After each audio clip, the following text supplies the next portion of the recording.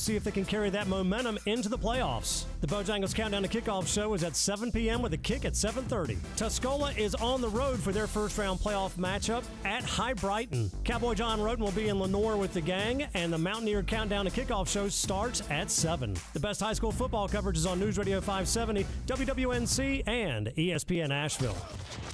What's up, everybody? I'm back with year 2 of my podcast, The Season with Peter Schrager. In each episode of this season, I'm going to take you inside and behind the scenes on the conversations that happen at the highest levels of NFL franchises. We'll bring in top GMs and coaches and give you the story behind the story that you're probably not getting anywhere else. Each week, I'll bring you conversations on the inside and give you the chance to get to know your favorite personalities in a different way. Listen to The Season with Peter Schrager on the iHeartRadio app or wherever you get your podcasts. From the Ingalls Studios, this is ESPN Asheville, WPEK, W225CJ Fairview, WMXF Waynesville, and iHeart Radio Station.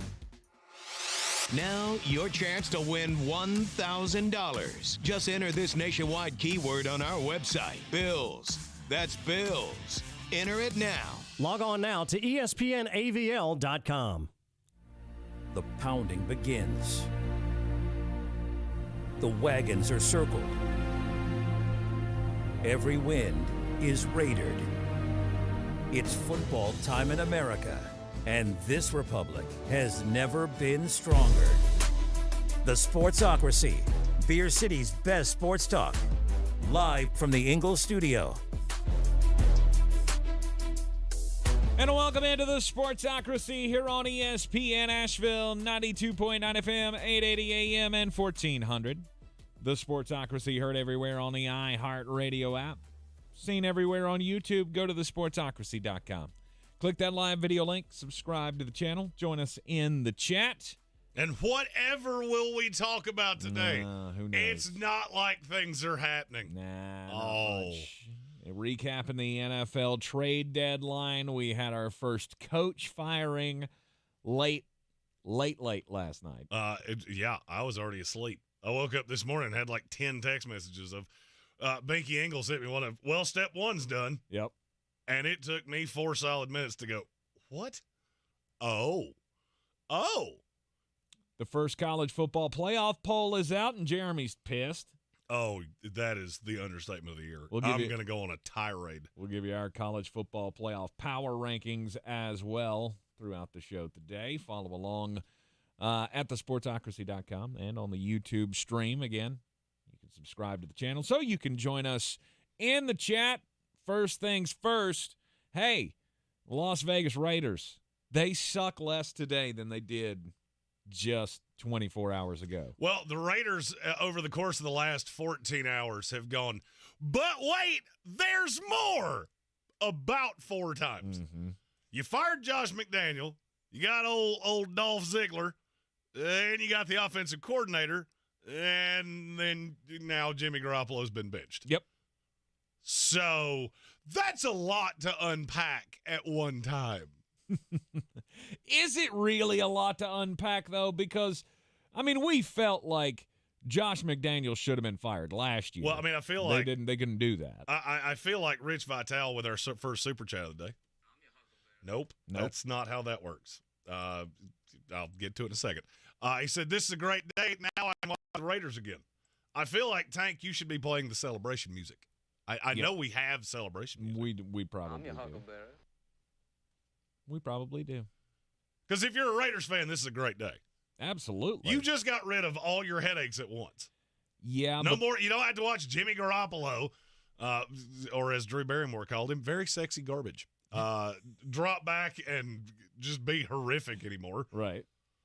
Josh McDaniels with that stupid look on his face. You don't have to see that anymore. Mm-hmm. Now, here's the problem. But what do you do now? Bingo. What are you going to do now? Because you never seem to have a plan. That's the thing that drives me crazy about about Mark. Good plan either. Well, it's because it's names. Mark Davis cannot help himself but try to bring in names. He did it with John Gruden. Mm-hmm. The John Gruden thing went fine until it didn't. And then he had to hire another name in Josh McDaniels. Then here's the problem. If you look at every single coaching candidate list It's going to start with Ben Johnson. Mm-hmm. There is no way. With all the jobs that are going to be open, Chargers most likely will be open. It could have an opening with the Saints. The Bears will be open.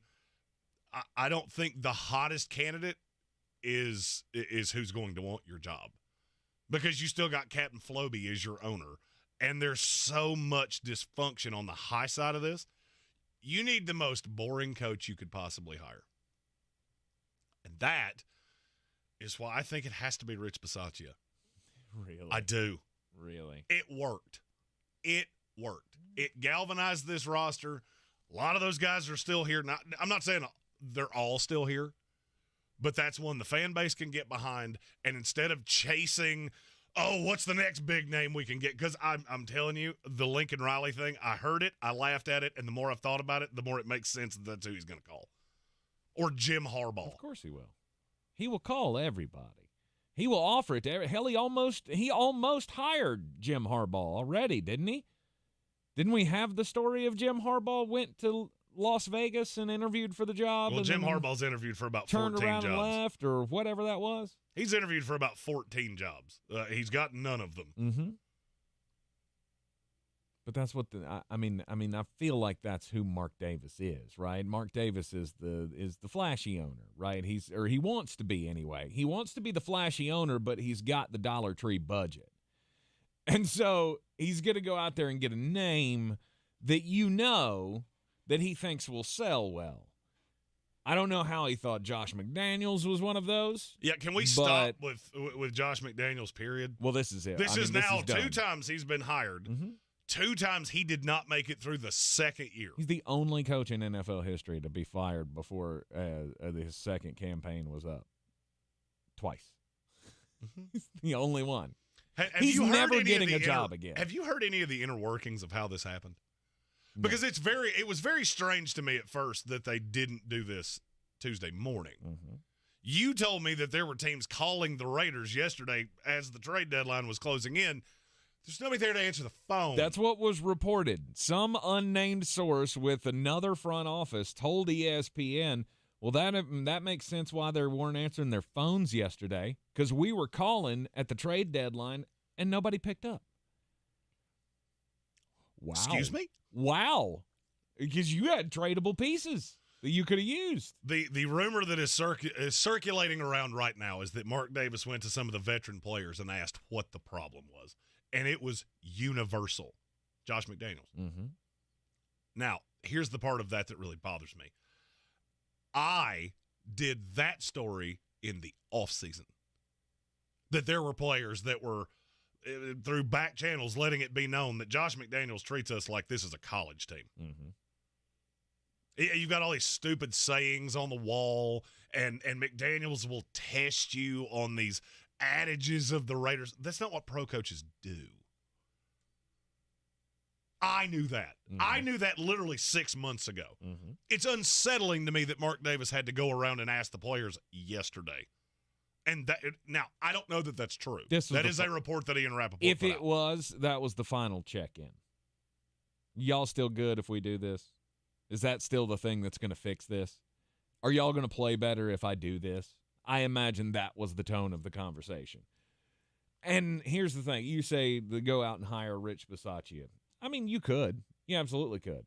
But what happens with Antonio Pierce? What if Antonio Pierce comes in here and has a similar finish? Antonio Pierce will not be the next head coach of the Raiders. To me, it's comical that that's who you promoted in the first place. Okay. This is the same guy that may end up getting Arizona State the death penalty. I understand that's college football. This is the NFL. Mm-hmm. I get it. You have a reputation problem among coaches and scouts, and so you went out and promoted one of your guys. That doesn't make a whole lot of sense to me. Did you not find that to be odd? A guy that's been on this staff for 15 minutes, that's the one? Over Scott Turner, over Rob Ryan, who I know he's a defensive assistant, but he's at least been a coordinator in this league. Mm-hmm. You got a guy that's been a position coach for 15 minutes, and you think that's going to galvanize this locker room? Maybe. I struggle to believe that. Maybe. You never know. And then struggle to believe and there again, it may not. Here's the thing. one of the things about Mark Davis, I already said it, he never seems to have a plan. And if he does have a plan, he never has a good one.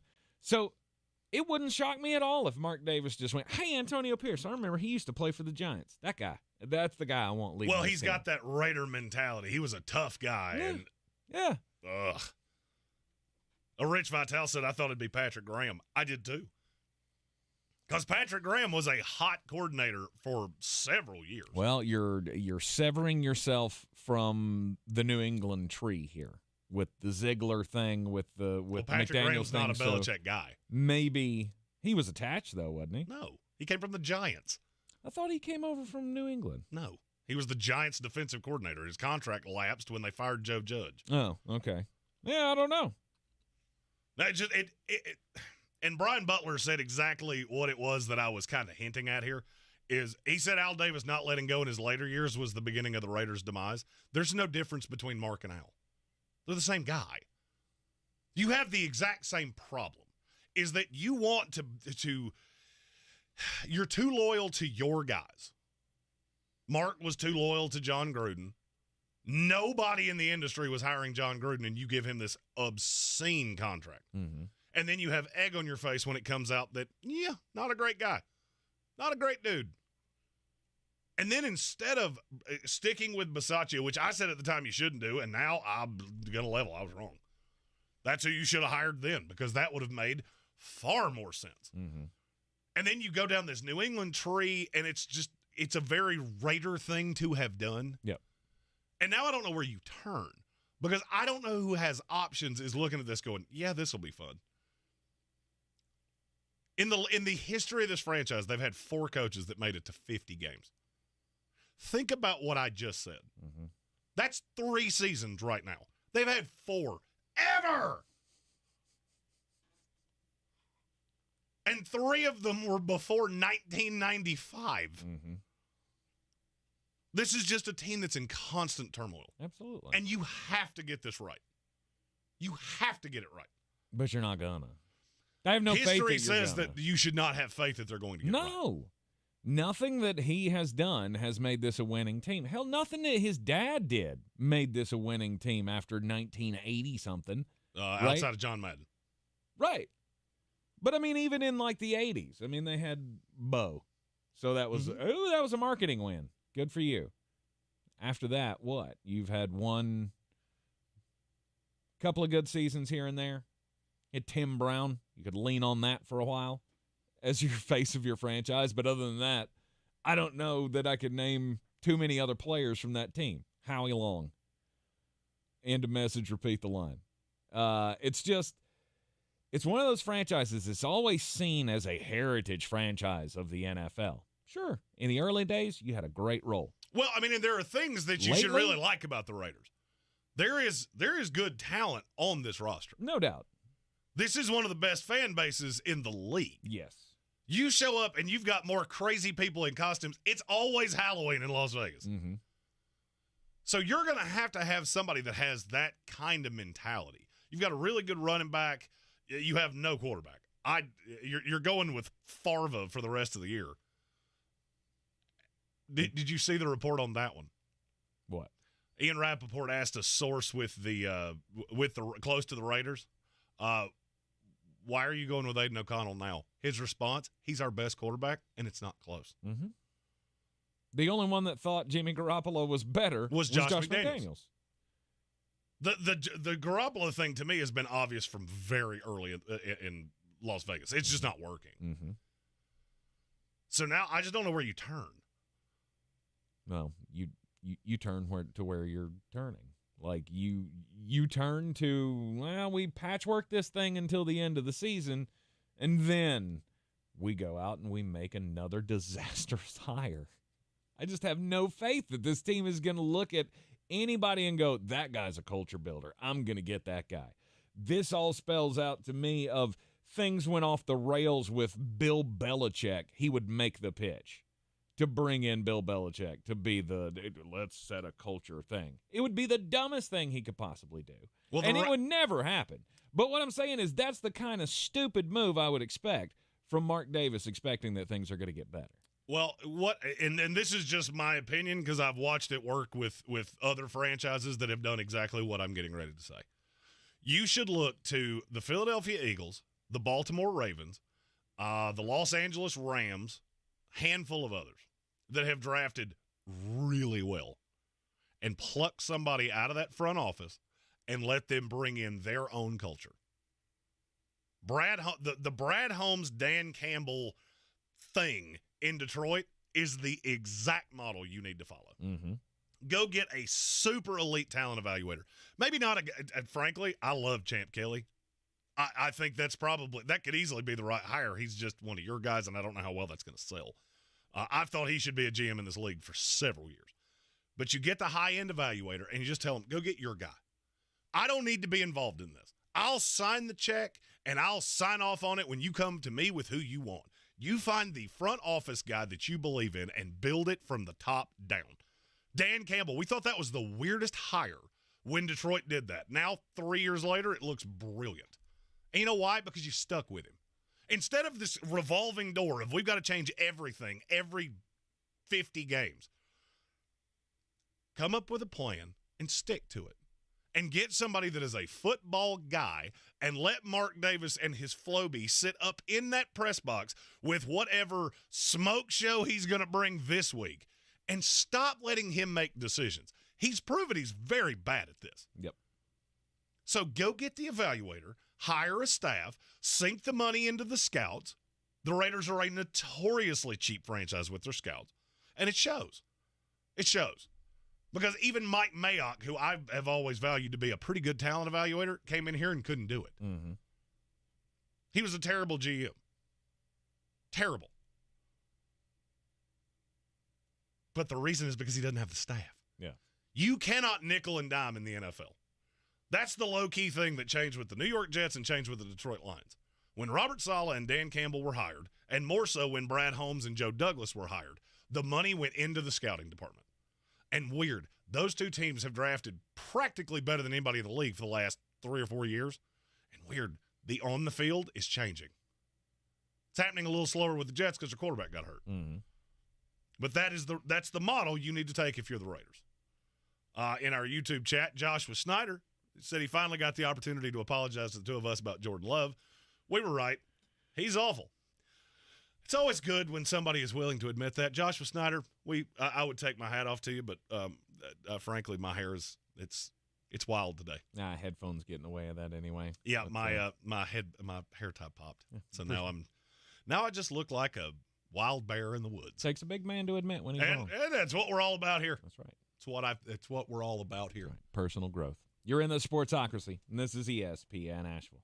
The Asheville Championship returns to Harrah's Cherokee Center in Asheville November 10th and 12th. This year's field is the best yet. The Clemson Tigers, Maryland Terrapins, Davidson Wildcats, and the Blazers of UAB. 4 exciting matchups with a champion to be crowned in one of the premier early season tournaments in college basketball. For more information and to get your tickets, go to AshevilleChampionship.com. That's AshevilleChampionship.com. It all starts in Asheville November 10th and 12th. Proudly sponsored by Ingalls Markets. Running a small business is no small task.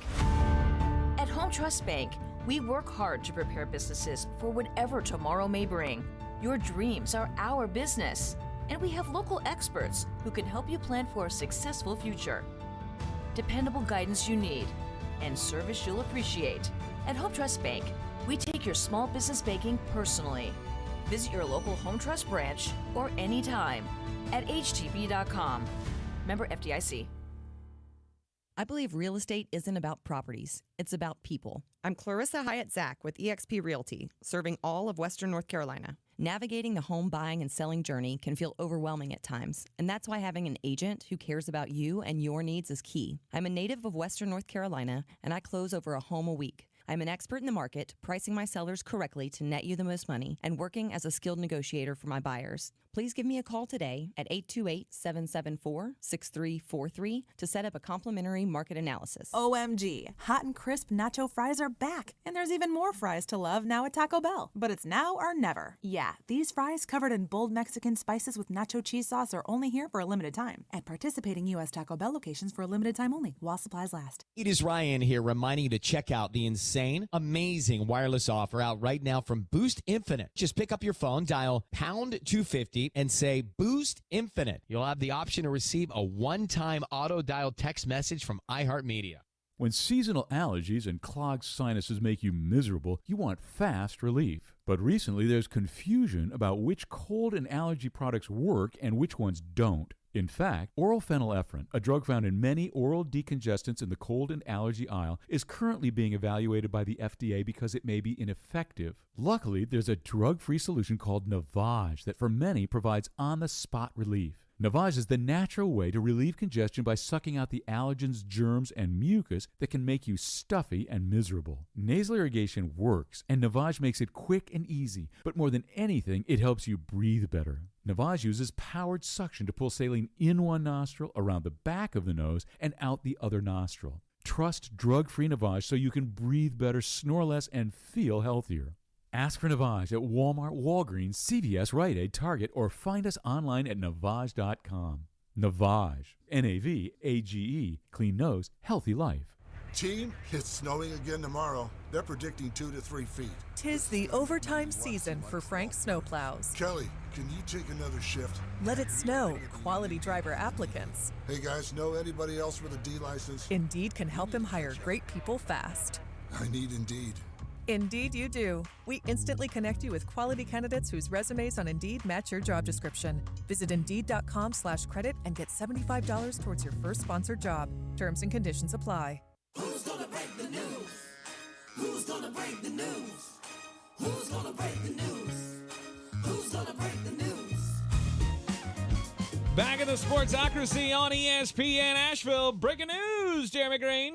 This is from Adam Schefter. A new quarterback in Atlanta, Arthur Smith, named Taylor Heineke as the starting quarterback for Sunday's game with the Minnesota Vikings. Yeah, it's about time. Do you know how many teams have had to go to a backup quarterback at some point this year? There are 32 teams in this league. I'm going to say 21, Bob. 13. That's a lot. 13 teams in this league have had to play a backup quarterback at some point. Now, to me, this was not necessarily earth-shattering. I felt like this is what you had to do, period. Because, yes, you lost to the Falcons, or you lost to the Titans, but it was very obvious to me for the Falcons that Desmond Ridder ain't it. And this is a topic that I have wanted to hit on, and Atlanta gives me the perfect reason to do it. How many teams in the NFL actually have a no-doubt guy? Oh, I'd say 12 or 13. I don't even get that high. Really? I don't even get that high. And what I have noticed is there are a lot of teams that will defend guys. Desmond Ridder was one of them. Joshua Schneider really just kind of pushed me into this topic, and then I saw that Taylor Heineke had been named the starter, and I went, hey, look at that. Tied that up with a nice little bow, didn't it? Stop defending these mediocre quarterbacks. It does not take forever to figure out if a guy has it or doesn't have it. It really doesn't. Jordan Love, that's a great example. You're in this system for 3 years, and you, honest to God, look like the playbooks in a language that you don't speak. Desmond Ridder, it was abundantly obvious the preseason of his first season. This is going to be a struggle. By the end of his first half a year as starter, it was abundantly clear to anybody that paid attention. You're not an NFL quarterback. You're not. That's why I gave Atlanta so much credit for going and getting Taylor Heineke, because I thought he was going to be the starter from the jump. And if he had been, you're probably a game or two clear in this division. Because there are a couple of these games that you lost that I'm not sure you would have lost with Taylor Heineke. If he had played from the jump, you might have beat Tennessee. And that was in a game where you couldn't stop anything over the top. There are some no-doubt franchise guys, and it's all the ones that you obviously know. Pat Mahomes, Jalen Hurts, on and on down the line. Yep. Outside of those 10 guys, practically every other team in the league, you're 2 or 3 bad weeks away from being sat down. Jimmy Garoppolo makes a ton of money. Yep, we're going to Farva. Mm-hmm. And I'll give the Raiders credit for that. It took you way too long to fire Josh McDaniels, and your season's completely lost. Agreed. But at least you're going to use the back half of the season to figure out, hey, is he a guy, or do we need to go get another guy? Mm-hmm. And frankly, I feel like there's several teams that should be doing this exact same thing. With quarterbacks, I feel like in many cases it is that old adage of, I'm going to give you enough rope to hang yourself. Right? You get in a conversation with somebody and they just keep going and keep going and keep going, and eventually they're going to catch themselves in a lie or a false narrative or something. And I feel like it's that way with quarterbacks. We're going to give you every opportunity. In the Desmond Ridder case, Arthur Smith hung with it for way too long. But he made sure he got to a point where virtually nobody could be upset with him making this call. Yes. Right? Now, and there's an interesting question in our YouTube chat. It comes from Jack S. He said, don't you think there needs to be an argument for development? Like, shouldn't a quarterback get 2 to 3 years, especially if you have flashes? No. Depends on what the flashes are. In 2 to 3 years, name me the quarterback that after 2 to 3 years, you've completely changed the narrative on. It doesn't exist, and I can tell you why. At least not in the last 10 to 15 years. You're getting more ready-made products coming out and coming into this league because the NFL is merging into college football every single year. Yep. You're getting more elements of the spread. That was what development was, is that you had teams that were running non-NFL offenses in college. Well, guess what? All of those elements of the spread have now come into this. So they're coming in way more ready to be starters than they ever have before. I can count on one hand the number of guys that have changed my opinion in any way after their first 16 starts. Mm-hmm. Divine Comedy said Geno's the counterpoint to this argument. I'm not sure that I agree with you on that. Geno Smith was in a horrifically bad situation with the Jets. Horrifically bad. Went into a phenomenal situation with the Seattle Seahawks because he's got weapons, young line, and he was asked to do very little. Geno Smith wouldn't work everywhere. Mm-hmm. He wouldn't. He works in Seattle. It's a perfect marriage. It's a perfect fit. And sometimes those things happen. Yep. He's also 34 years old. I was going to say, and he's not as good this year as he was last year. He's fine. He's still a top 12 quarterback in the NFL. But sometimes you catch lightning in a bottle and you have a season where you're just out of your mind. Some places just work. Mm-hmm. Pete Carroll's system, and frankly, as we're talking about coaches and things like that, think about Seattle. Seattle's had times where you could look at Pete and go, are you too old? Mm-hmm. Or is this passed you by? Mm-hmm. And what does Seattle do every single year? Nope, that's our guy. That's our guy. We're good. Just keep doing it. Just keep doing it. It's a system we believe in. We've been doing it he's been there, 13 years? Mm-hmm. Got there in 2010. Yeah, it's fine. Have a bad year, miss the playoffs. It's fine. Get him some draft picks. Get Russell Wilson out of here. Just keep swimming. System's in place. We're good. Pete can do this as long as he wants to. New England. Now, New England's fallen on hard times because you've done it for so long and, well, you haven't developed a quarterback or any skill position players. But you know what's funny? These teams that fire coaches, they do it every 4 years. The Chicago Bears. You want to know why no quarterback can survive there?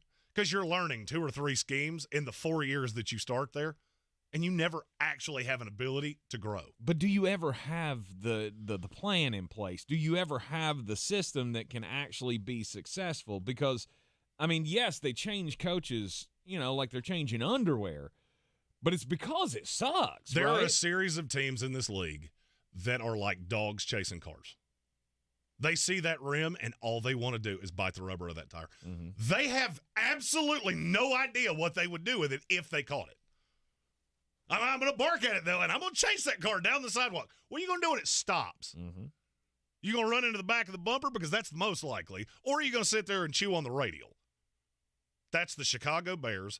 The Raiders have been this way for a slew of years now. The Jets were that forever. The Lions were that forever. The Cleveland Browns were that forever. You know what those last 3 teams changed? They all hired that GM and went, you know what? Your call. Brad Holmes hires Dan Campbell, and it's weird, and it's an odd hire. It's a tight ends coach from New Orleans. Yeah, he was an interim coach in Miami, and that went well. It was fine. But you implement the system. Ben Johnson sticks around. Aaron Glenn sticks around, even though both of them interviewed for coaching jobs other places. And Jared Goff just keeps getting better and better and better. Is he an elite quarterback? No. Was he ever an awful quarterback? Also no. Sean McVay gave up on him and needed a new pretty toy. It's fine. He's been the same quarterback the entire time. You're just asking him to do something that he couldn't do. Gets to Detroit, and guess what he can do? He can throw little dink and dunk pop passes to Amon-Ra St. Brown and dump off screens to Jahmyr Gibbs, and you have Laporta over the middle. All that works. But that's because you had a plan. Because Brad Holmes went in and went, I'm going to get an elite running back because that's what Dan Campbell wants. I'm going to get another between the tackles bruiser because that's what Dan Campbell wants. I'm going to get a tight end because that's what he wants. High flyer, Jameson Williams. That hasn't worked out at all. You traded up to get the kid, and he's been a disaster in large part. But everything else has worked because you hit on Amon-Ra St. Brown in the 4th round. And so now you got the number 1 receiver. You just didn't get it with the pick that you expended it on. So you can throw Jared Goff or Geno Smith or Kirk Cousins, and I'm cherry-picking some of these situations, but you've been pretty static in your game plan. You don't have a new offensive system every single year. Right. That's what breaks a lot of these guys. And I will use the example that was put before me. If Jordan Love was the starting quarterback of the Seattle Seahawks, he would probably look far more like Geno Smith. He's not, because he was asked to replace Aaron Rodgers. That's what Matt LaFleur does. That's how his system works. He needs a quarterback that can be the CEO on the field. He's doing the audibles. He's doing the checks. He's doing all those things. Jordan Love can't do that. So, failure. That will be a failure. And now I'm going to tie this back to where we started. That's the problem I always had with Desmond Ridder. Why did Arthur Smith's system work in Atlanta? Or in Tennessee, excuse me. Because he had Ryan Tannehill who could go in there and dissect the defense because he was always a pretty smart quarterback.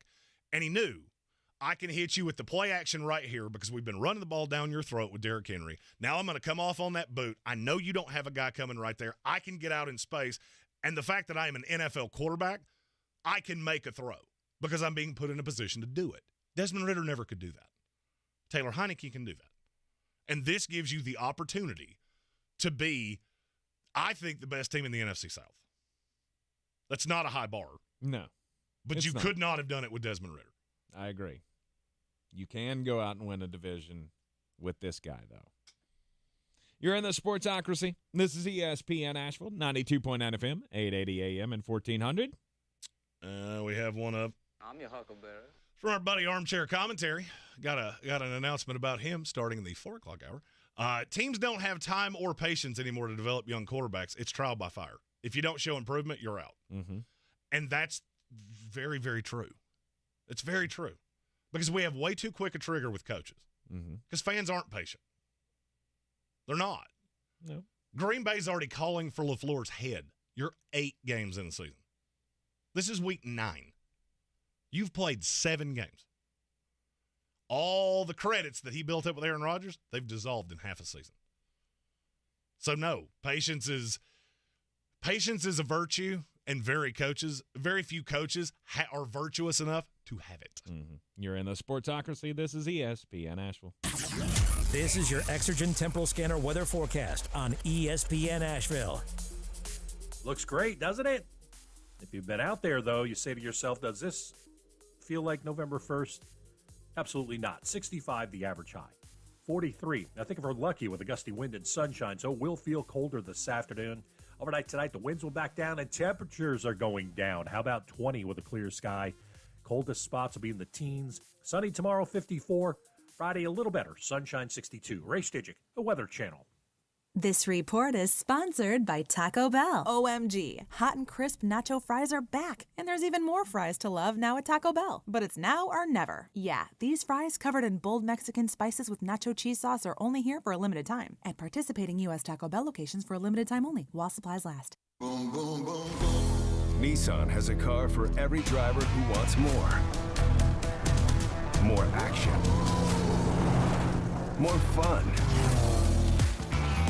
More guts. More head turns. More adventure. More electric. At Nissan, more is all we do. It is Ryan here reminding you to check out the insane, amazing wireless offer out right now from Boost Infinite. Just pick up your phone, dial pound 250 and say Boost Infinite. You'll have the option to receive a one-time auto-dial text message from iHeartMedia. At Ingles, we're proud to sponsor area athletics at all levels. Whether we're building new fields for T-ball, celebrating Friday night rivals, televising college basketball games, bringing the Fan Fest to semi-pro soccer, or taking you out to the ball game at your minor league park. We're here for the fans. No one gets the dedication to the home team like you guys. And we've got all the sports you can handle. It's all in the bag. Ingles. Low prices. Love the savings. Gillette Intimate gives guys a gentle and easy shave on there. And around there. And even under there. Don't treat your groin like junk. Respect it with Gillette Intimate, the best a man can get. Buy now at a retailer near you. OMG, hot and crisp nacho fries are back, and there's even more fries to love now at Taco Bell. But it's now or never. Yeah, these fries covered in bold Mexican spices with nacho cheese sauce are only here for a limited time at participating U.S. Taco Bell locations for a limited time only, while supplies last. Real estate isn't about properties, it's about people.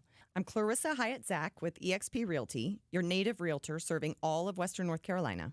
I will work hard for you, and I believe in doing the right thing every time. I market each of my listings to reach out-of-town buyers. I use a professional photographer and drone video on every single listing, as well as collaborate with agents across the country to find your buyer. Check me out online at clarissasellswnc.com or give me a call at 828-774-6343. It would be my pleasure to assist you through the real estate process. The best season of the year is here. Tailgate season.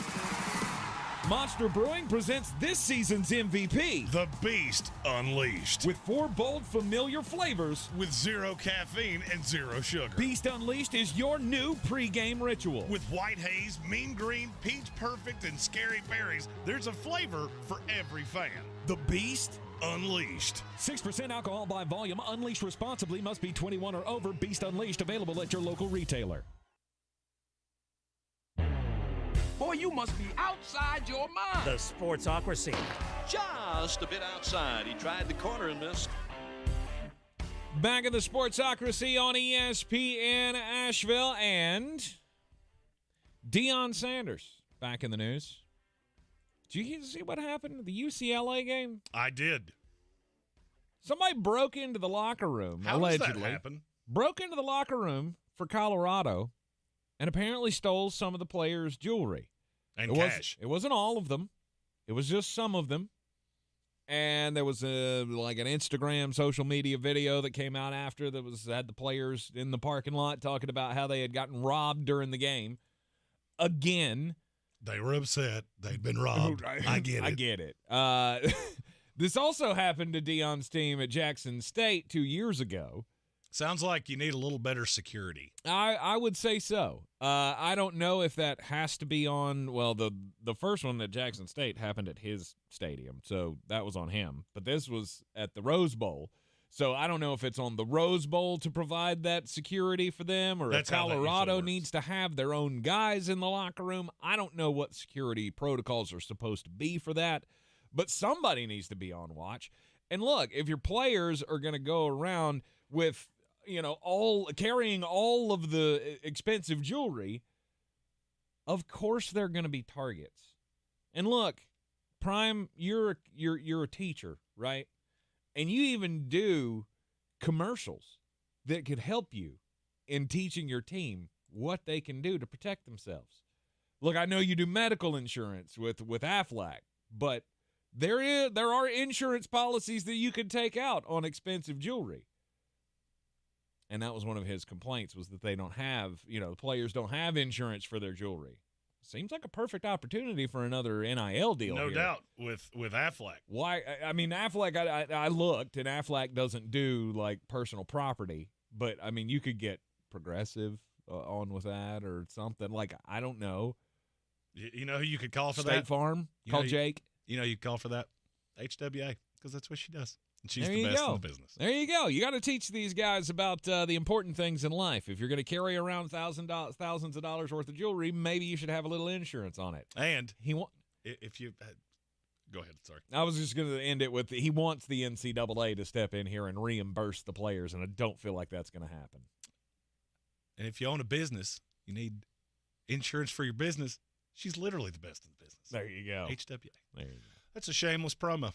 You know why? Because my name's on the door, and I'm allowed to. My story's about Joel Embiid. He did a thing that I would say every dude my age did at a teacher at some point. Do you remember D-Generation X? Oh, yeah. They had a little symbol involved in X and a little pelvic thrust. And there was a phrase back behind it. Well, he did that to the Portland Trail Blazers the other night. Cost him $35,000 for a gesture that was deemed inappropriate. I got sent to the principal's office because I did it too slowly because I was a fat man, and the teacher turned around. Yep. But it Me did. too. It that's funny. Me too. It did lead to an invite for Joel Embiid to WrestleMania 40. Triple H texted him or messaged him on X. Change that back to Twitter for the love of God. Hey, Joel Embiid, I know a place where you can do that all day and everyone will love it. WrestleMania 40's right there in Philly. And apparently he's going to go. Now, here's my question. Did you do that on purpose? Because it seems like every athlete in Philadelphia has been doing wrestling-centric things. Or was that just a happy accident? I don't care either way. $35,000 is a drop in the bucket to Joel Embiid. Yeah, I don't. That would be like me spilling my Pepsi-Cola right now. $35,000? Completely worth it. Just like that hour in detention was completely worth it.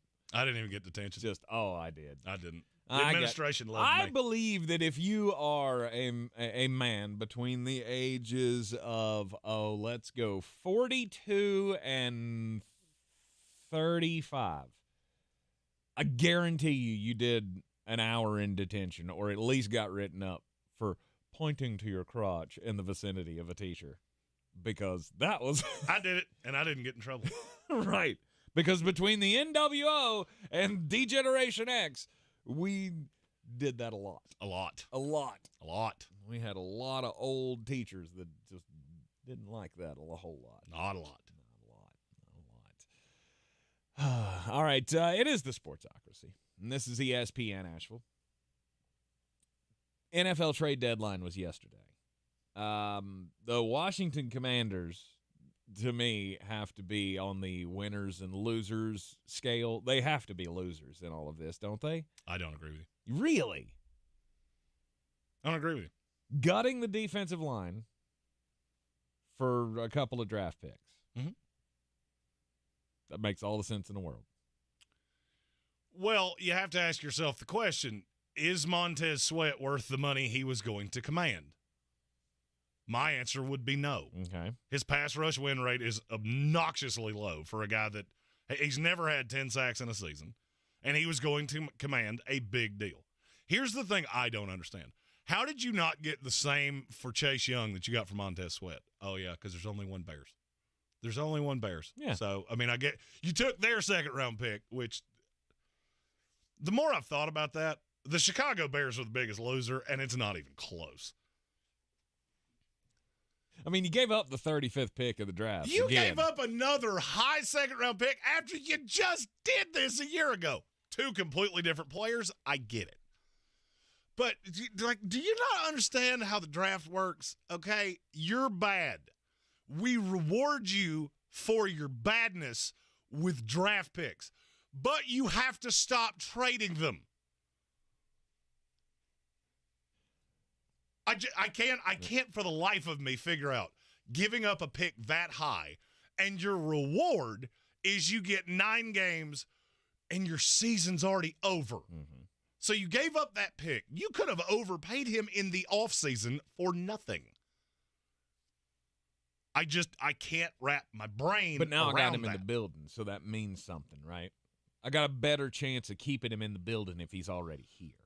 I got to think that was part of the thought here. Well, the thought is that we're the Bears and we're going to have a bajillion dollars, but nobody wants our money because we're awful. Right. I need the head start to get him in the building, get him acclimated, show him what a good time this can be, and then I can sign him to the long-term contract. It should tell you everything you need to know that since that trade happened, Stacey Turbyville and Patrick Holt are both Commanders fans. They both. Yeah, it's fine. Every other Commander fan it's fine. Good job. We need offensive linemen badly. Yeah, you do. And hopefully you're going to find them. Hopefully you'll find one in the second round, you'll find one in the third round, and it'll make up for losing on that. Look, you've been under any team that got picks in this draft, you're probably a winner to me. Because this is a good old good one. Yeah, star-studded draft. I get it. Deepest draft, blah, blah, blah, blah, blah. That's fine.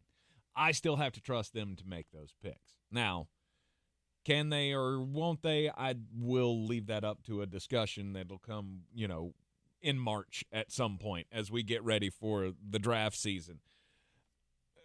I don't know. It also opens up KJ Henry to be the player that I told you he was going to be. To me, it just felt like one of them would have made sense.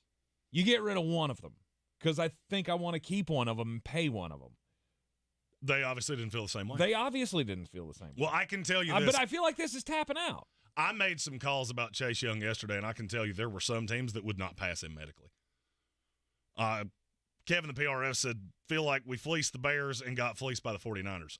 I thought the same thing until I had enough people tell me, yeah, no, the medical on Chase Young it's gnarly. Mm-hmm. It's just gnarly. Mm-hmm.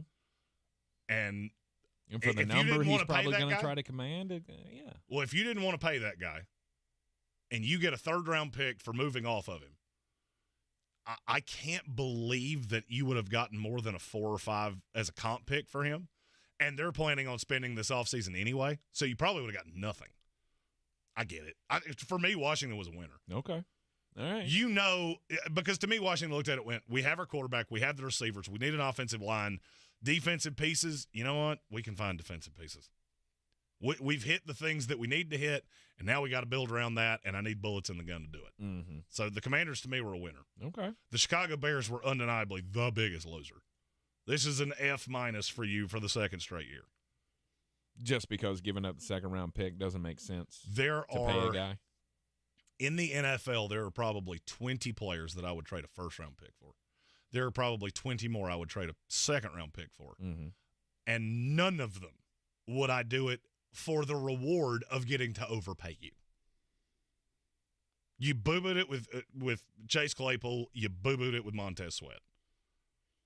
You're going to overpay this guy, and I'm going to go ahead and tell you this won't age well. Mm-hmm.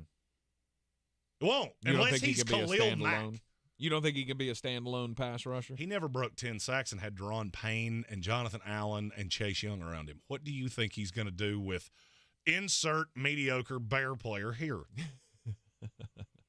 No, I don't. And the more I thought about that deal, the less I liked it. Mm-hmm. Chase Young deal, that one's a little different because I feel like he's an ancillary piece. He can be a pass rush specialist. San Francisco churns defensive linemen, and they've got a million of them. And I think he will be fine. My curiosity is if Kyle Shanahan went to Steve Wilks and went, okay, I'm going to give you one more player, and I need you to stop sending 7-man blitzes because it is not going our way. Bosa has not been as good. Frankly, none of these guys have been as good with Steve Wilks. And I think it was Divine Comedy that pointed that out earlier. And you're right. But I'm never going to be upset that you added another piece. Okay. So for me, San Francisco, you got an equal pass rusher to me in terms of talent for less. Oh, and by the way, you gave up a comp pick that you were getting for free. So that's a B+ mm-hmm. for San Francisco. Okay. All right. Other winner. Oh, the Detroit Lions getting, the most overrated receiver in the NFL, Donovan Peoples-Jones. Oh, stop that. It's going to be he's the missing piece. He's the link in the chain that is going to lead you to a Super Bowl. Here's how the NFL felt about your guy. They got him for a pick that could ultimately end up being nothing. Mm-hmm. Because they may end up trading 6th-round picks. Mm-hmm. Just nope. He's talented. He just does not separate. That's always been my problem with him. But I'm not sure I care.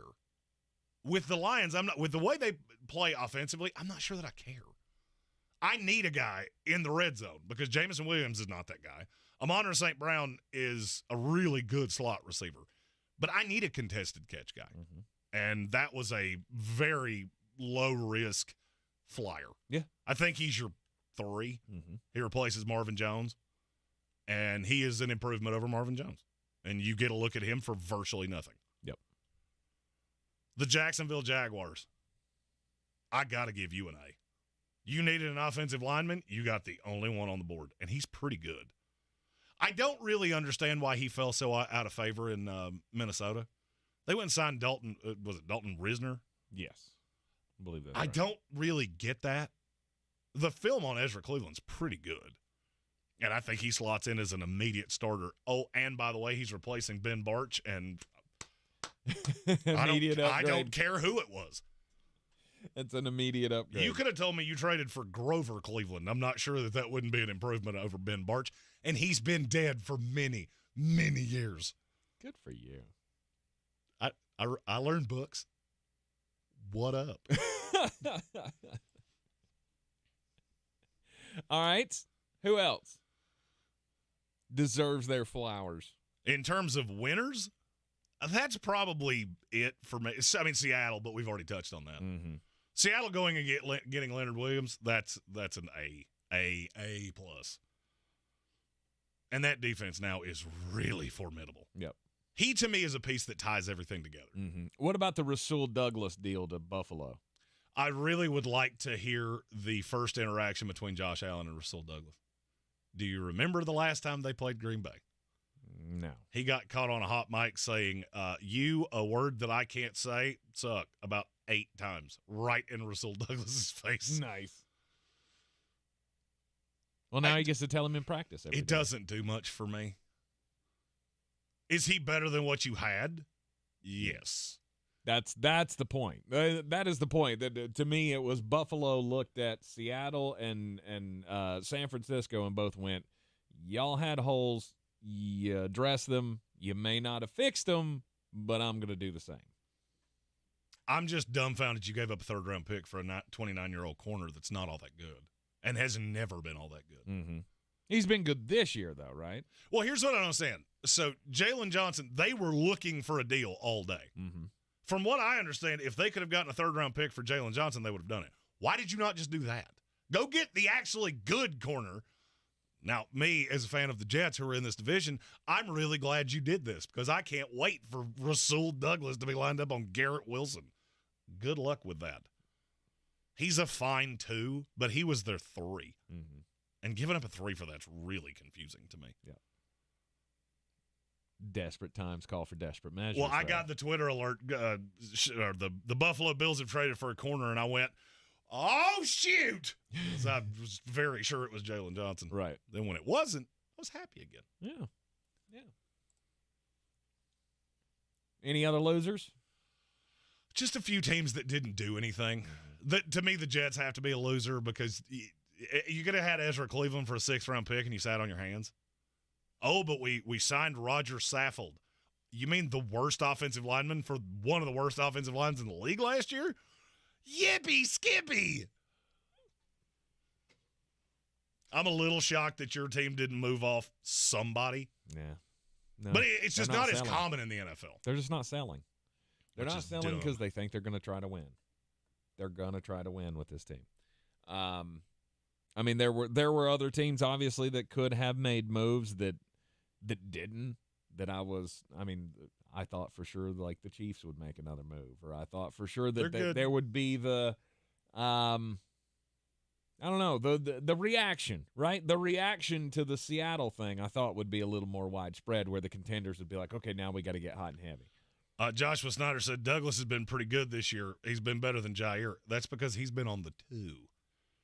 Now he goes to Buffalo, and he's on the 1. And I'm going to make a bet with you that will not go well. It is a Wednesday night, and tonight there is football. Is it Maction again? Wager, don't watch. Is it Maction again? We have the 1-7 Zippers against the 1-7 Flashers. Yikes. Sounds like it came off a police blotter. Hey, well, there's an opportunity for you to make some money. Jeremy's got your bets of the night coming up next. The Asheville Championship returns to Harrah's Cherokee Center in Asheville November 10th and 12th. This year's field is the best yet. The Clemson Tigers, Maryland Terrapins, Davidson Wildcats, and the Blazers of UAB. 4 exciting matchups with a champion to be crowned in one of the premier early season tournaments in college basketball. For more information and to get your tickets, go to AshevilleChampionship.com. That's AshevilleChampionship.com. It all starts in Asheville November 10th and 12th. Proudly sponsored by Ingalls Market. If cleanliness is next to godliness, look around the car right now. Is that very godly? Look, life comes at you fast, but so does WNC Auto Detailing. They have the tools to make your interior look like it's coming off the showroom floor. You don't believe me? Check them out on Instagram. All that filth and years of stains disappear. WNC Auto Detailing does full interior and exterior details with paint correction, and they do wax and ceramic coatings. Call WNC Auto Detailing at 455-3700. Premium care with a Southern hospitality touch. Discover, this is Daniela. Hi, it's Jennifer Coolidge. I just want to thank you for making me feel so special. I earned cash back on debit for my dinner party groceries. That's great, but with Discover Cashback Debit, we give everyone cash back on everyday purchases. Anything else I can help you with? Do you like asparagus and mushroom sorbet? I've got leftovers. Introducing Discover Cashback Debit, a checking account with cash back. It pays to Discover. Eligibility and terms at discover.com/cashbackdebit. Discover Bank, member FDIC.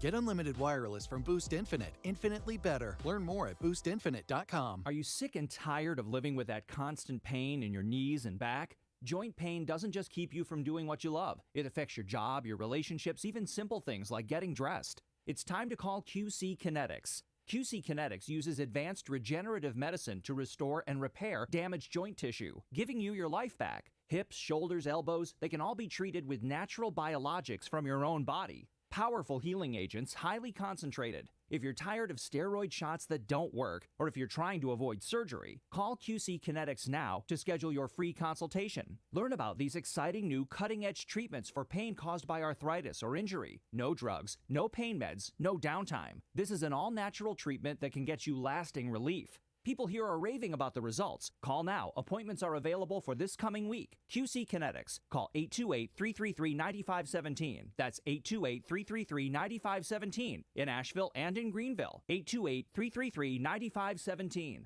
This week at Target, you'll find different early Black Friday deals. Get fun deals on the latest tech, toys, and video games, plus smart deals on small appliances, floor care, and so much more. At Target, you'll discover different early Black Friday deals each week. And get what you need for the holidays fast with free drive-up or score free shipping when you spend $35 or use your red card at Target.com. Get low prices and early Black Friday deals only at Target. Exclusions apply. Coffee's for closers only. Get them the money. Then when you get the money, you get the power. That watch costs more than your car. Then when you get the power, then you get the woman. It's a Maction Wednesday, and we have what quite possibly might be the grossest combination of games in the history of time. But one of the name matchups is pretty funny. This is Green on Green, brought to you by Ingalls Markets. Low prices, love the savings. We start with Ball State at Bowling Green. Bowling Green is one of the most confusing teams in the country because they either score a lot, like they did against Georgia Tech and in a handful of other games, or they can't score at all. There's really no in between. Tonight, they're at home. Ball State is really, really genuinely awful. And catching only 5.5, I don't think that's enough. I look for Bowling Green to come out, win this one pretty easily. Give me Bowling Green minus the 5.5. Then we have the Zippers and the Flashers, Kent State and Akron. The names will be, bar none, the most entertaining part of this. I'm not even going to give you a pick on this game because I don't know that either one of these teams can score. The final score of this game might be 2-0. So I'm going under the 38.5. And for the love of all that's good and holy, just throw your television set out the window as opposed to watching this god-awful football game. For more, find us on all the social medias at The Sportsocracy. And as always, love the savings with Ingalls, love the winnings with me. Mull it out. This is your Exergen Temporal Scanner weather forecast on ESPN Asheville. Looks great, doesn't it? If you've been out there, though, you say to yourself, does this feel like November 1st? Absolutely not. 65 the average high. 43. I think if we're lucky with a gusty wind and sunshine, so it will feel colder this afternoon. Overnight tonight, the winds will back down and temperatures are going down. How about 20 with a clear sky? Coldest spots will be in the teens. Sunny tomorrow, 54. Friday, a little better. Sunshine, 62. Ray Stigic, the Weather Channel. Nothing says welcome home like insanely clean carpets from Zero Res Carpet and Air Duct Cleaning. For a limited time, get 3 rooms clean for only $129 when you mention ESPN Asheville. Easily schedule your cleaning online at ZeroResAsheville.com.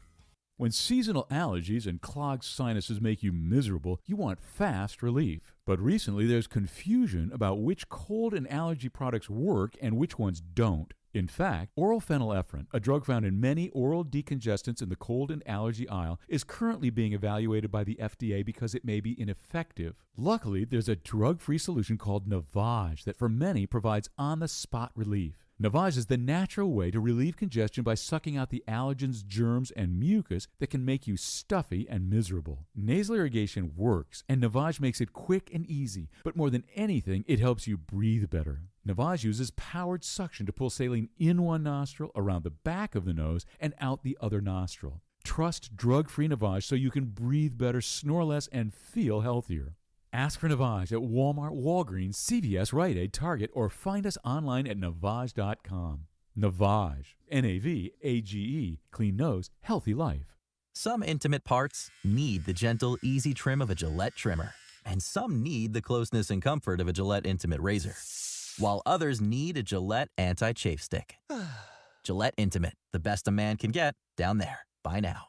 From the Ingalls Studios, this is ESPN Asheville, WPEK, W225CJ Fairview, WMXF Waynesville, and iHeart Radio Station.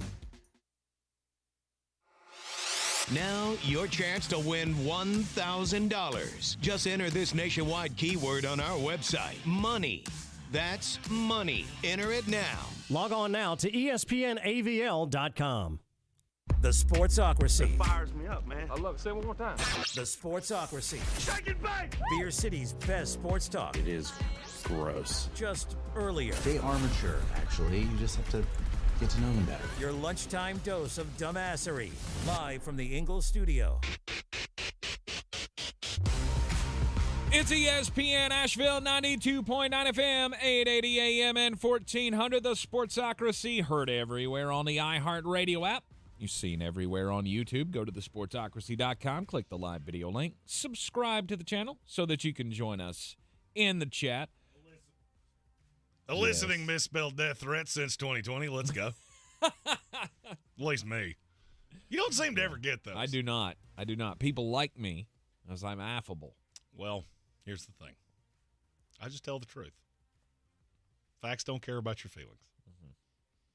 Nor does Jeremy. No. And so nobody cares about yours. Yeah. If you want somebody to make you feel warm and fuzzy, you call Mr. Rogers. That ain't me. I am. I'm Mr. Rogers. You can call me, and I just won't respond. I'll let you can feel however you want to feel. I don't care. It is the Sportsocracy. This is ESPN Asheville. The college football playoff ranking, first of the season, came out last night.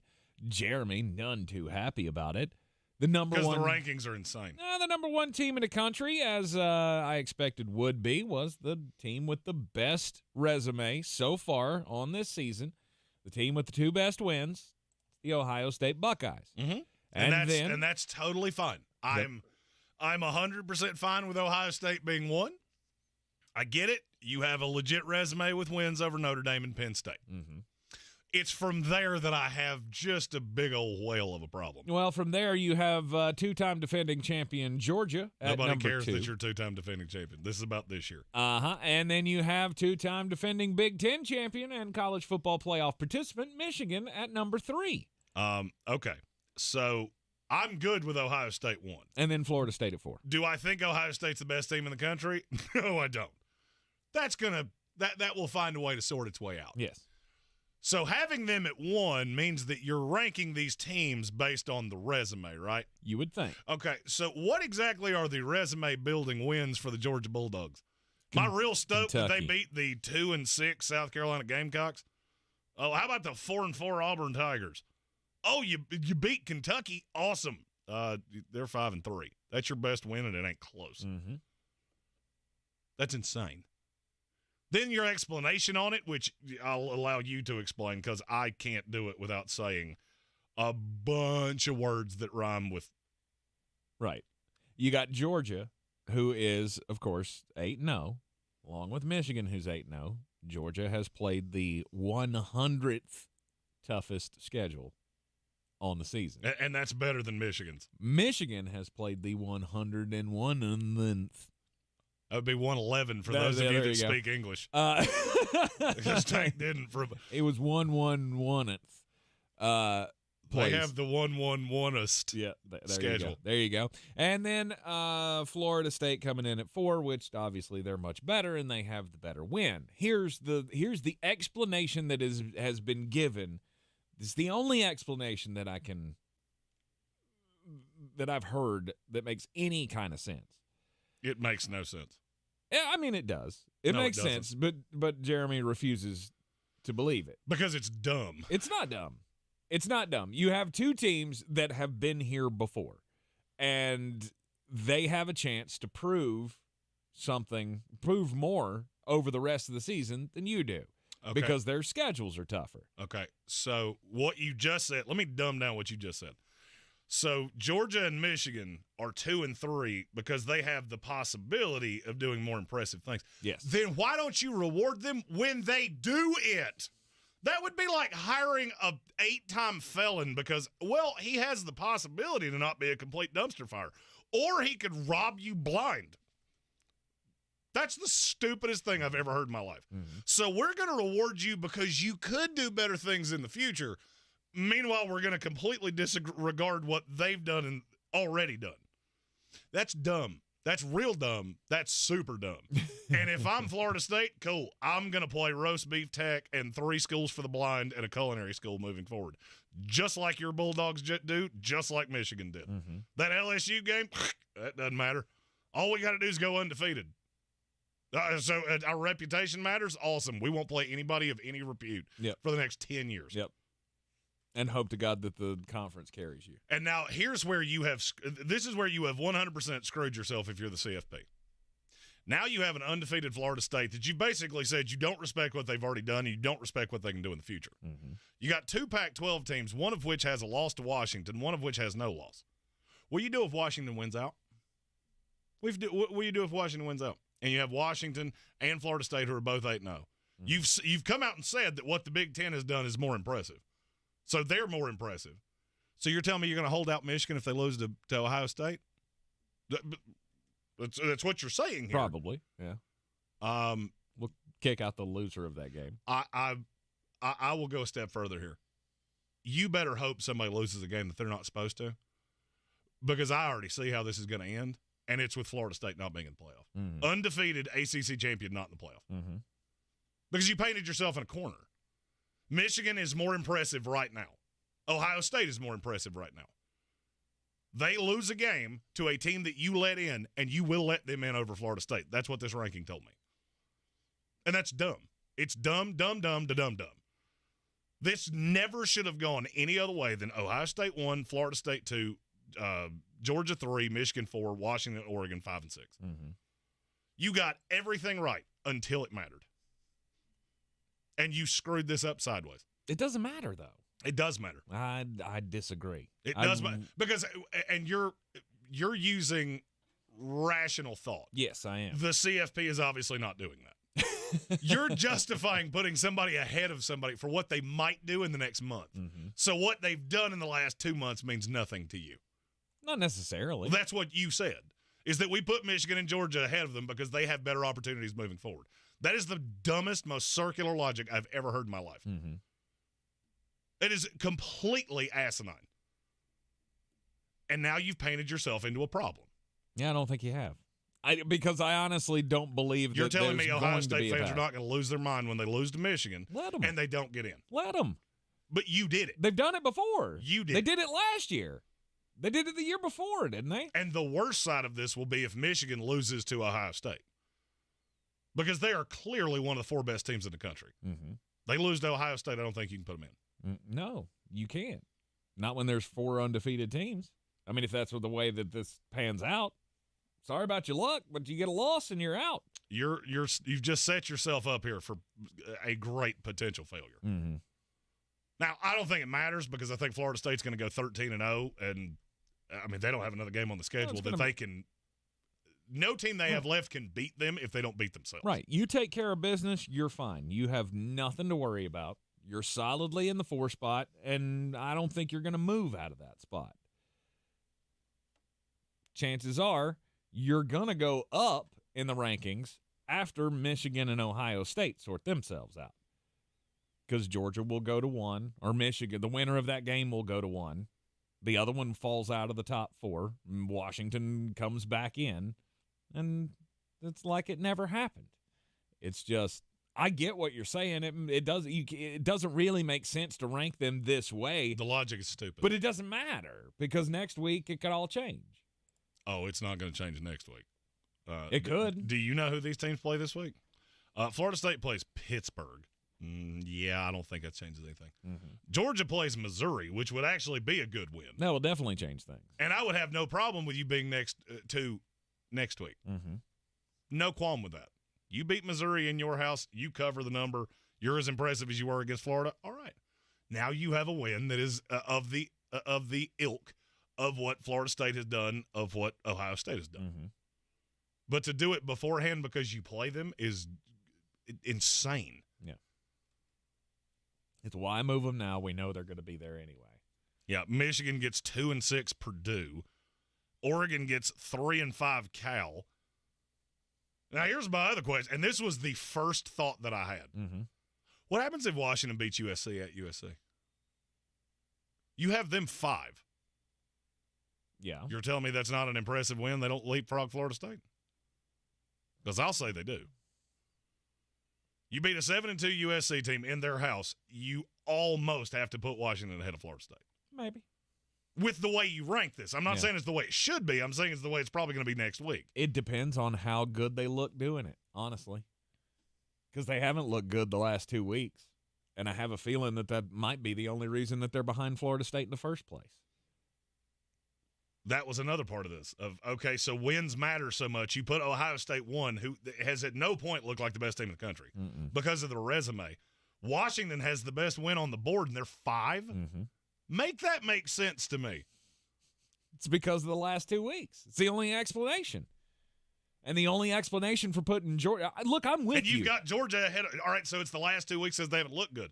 Georgia hasn't looked good, but 2 games the entire season. There's only 2 that mattered, I guess. And you have them in front of – it doesn't make any sense. And you got 3 top 25 games coming up that you know that they're going to leapfrog Florida State anyway if they win. So why? I don't know. At this point, I'm just trying to come up with any possible excuse I can because I'm with you. It doesn't make sense why you wouldn't be ranked that highly enough. I just feel like it's not something worth getting upset about because it's going to all work out in the wash anyway. I don't feel like you're at risk of losing anything as Florida State being ranked 4 right now. I just feel like the way you rank this, you painted yourself into a corner. Mm-hmm. And it's going to be really hard to justify putting Florida State in over who loses that game in the Big House. You had Ohio State at 1, and now they're going to fall behind the other 4 because they lost to a team that's in the playoff that will be the number 1. And it may honestly be what they want. But you kept Oregon at 6 because their 1 loss is to Washington. It's just painfully inconsistent. That's my biggest qualm with it. This was the easiest one you should ever have had. It was Ohio State 1, Florida State 2, Georgia or Michigan 3. Frankly, I'd have put Washington at 3 because you have the legit win. But okay, it's the West Coast. I know you're all very biased to that. So whatever, that'll sort itself out because they'll play each other, and then some combination of Georgia, Michigan, and Oregon at 6. Mm-hmm. This should have been easy, and you screwed it up. Why am I not shocked the NCAA can't do anything right? It's not the NCAA. It's college football playoff. I don't care. It's under the umbrella of the NCAA. You work for them, so it's their teams. Your fault that you put a bunch of. And also, I'm also not shocked that NC State's AD is the chair of this. Yeah, because that dude knows good football. Oh, boo. Oh, boo, Corrigan. Oh, boo, Corrigan. Easy now. coming down the hallway. I don't care. Because he knows I'm right. That'd be like asking Tank to be the head of a scouting service. I don't really know what I'm looking at here, but I try real hard. He tall. That dude. He catch balls. He's fast. Good. So we have a final announcement to something that we preliminarily announced on Monday. It's long been asked, we are the Sportsocracy, but it's become very much the footballocracy because, well, that's what you all care about. Well, now our buddy Armchair Commentary is going to be doing the other sports. We have not figured out what to call this yet. There's been a lot of ideas, but none of them have really resonated. It will be him and Stone Sports Podcast. They will be hosting a show under our umbrella with a custom logo of their own, talking about baseball and hockey and sports and all of the things. And we're very excited for it because their opinion on baseball means a lot more than mine does. Yeah. You know what my opinion on baseball is? You got dog walked in the ratings by the Raiders and the Bears. Yeah. 8 million people watched the first 3 games of the World Series. Also, Armchair Commentary, we were trying to find him a college football team. And he chose 2 interesting ones. He says Oregon. He's decided that since there was no follow-up with the Canadian having a new favorite college football team, that he's decided it's either going to be Oregon or Washington. And so now it's up for y'all to decide. I feel like we should put it in a poll. We had a poll up, and apparently Mark Davis and Josh McDaniels are clearly who is to blame for the Las Vegas Raiders. Yeah, absolutely. Jimmy Garoppolo only got old very sexy garbage only got 3% of the vote. He's just an innocent bystander in all of this. Is he though? Yeah. He's the guy that Josh McDaniels went, yeah, I can do something with him. It's not his fault. It's 100% Josh McDaniels' fault. It was hard to pick between the two of them, between Mark Davis and Josh McDaniels. Anybody with a haircut like that's to blame for anything bad that happens. No doubt. No doubt about it. All right, so the college football playoff ranking, it didn't go the way Jeremy wanted it to. But Ohio State 1, Georgia 2, then it goes Michigan and Florida State would be your college football playoff were it to take place now. I'm fine with that. Let Florida State play Ohio State. I'm in. Let's go. Let's go. Jordan Travis, Kyle McCord. I like it. Washington and Oregon, 5 and 6. Then you got Texas and Alabama at 7 and 8. Texas with the nod over Alabama because of the head-to-head win. Oklahoma's at 9. Ole Miss at 10. What will the college football playoff power ranking of the Sportsocracy look like? We'll start that up next here on ESPN Asheville. OMG, hot and crisp nacho fries are back, and there's even more fries to love now at Taco Bell. But it's now or never. Yeah, these fries covered in bold Mexican spices with nacho cheese sauce are only here for a limited time at participating U.S. Taco Bell locations for a limited time only while supplies last. It's Ryan Seacrest here. Check this out. With Boost Infinite, you get the latest iPhone every year and unlimited wireless for just $60 a month. You get the new titanium iPhone 15 Pro that was just announced. Then next year, you get the latest iPhone, and this keeps happening every year. It's Boost Infinite, infinitely better. To switch today or learn more, pick up your phone, dial pound 250, and say Boost Infinite. Terms apply. After 30 gigabytes, service may be slow. Receive a comparable iPhone model each year with an acceptable trade-in every year. Requires credit qualification and 36-month phone financing agreement. You'll have the option to receive a one-time auto-dial text message from iHeartMedia. Gillette Intimate gives guys a gentle and easy shave on there. And around there. And even under there. Don't treat your groin like junk. Respect it with Gillette Intimate, the best a man can get. Buy now at a retailer near you. Hey, good morning. You're heading to the airport, right? Yep, thanks for checking. I like the car. How long have you been a rideshare driver? About 3 years now. Isn't it hard to make money with the price of gas being so high? Not for me. I use Upside, the free app that gives you cash back for every gallon of gas you buy. Wait a minute. Are you saying you actually get real money back when you get gas with the Upside app? Yes, I get real cash back every time I get gas. Does that actually add up to anything? I'll make around $200 to $300. Wow, that's seriously gets extra cash, I'm downloading the Upside app now. Download the free Upside app now to earn real cash back every time you buy gas. Use promo code CHOSEN for an extra 30 cents per gallon bonus on your first tank this week only. You can cash out anytime right to your bank account, PayPal, or a gift card for Amazon and other brands. Just download the free Upside app and use promo code CHOSEN for a 30 cents per gallon bonus on your first tank this week only. That's code CHOSEN. The Asheville Championship returns to Harrah's Cherokee Center in Asheville November 10th and 12th. This year's field is the best yet. The Clemson Tigers, Maryland Terrapins, Davidson Wildcats, and the Blazers of UAB. 4 exciting matchups with a champion to be crowned in one of the premier early season tournaments in college basketball. For more information and to get your tickets, go to AshevilleChampionship.com. That's AshevilleChampionship.com. It all starts in Asheville November 10th and 12th. Proudly sponsored by Ingalls Markets. Running a small business is no small task. At Home Trust Bank, we work hard to prepare businesses for whatever tomorrow may bring. Your dreams are our business, and we have local experts who can help you plan for a successful future.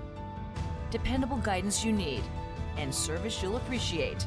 At Home Trust Bank, we take your small business banking personally. Visit your local Home Trust branch or anytime at htb.com. Member FDIC. The best season of the year is here. Tailgate season. Monster Brewing presents this season's MVP. The Beast Unleashed. With 4 bold, familiar flavors. With 0 caffeine and 0 sugar. Beast Unleashed is your new pregame ritual. With white haze, mean green, peach perfect, and scary berries, there's a flavor for every fan. The Beast Unleashed. 6% alcohol by volume. Unleashed responsibly. Must be 21 or over. Beast Unleashed available at your local retailer.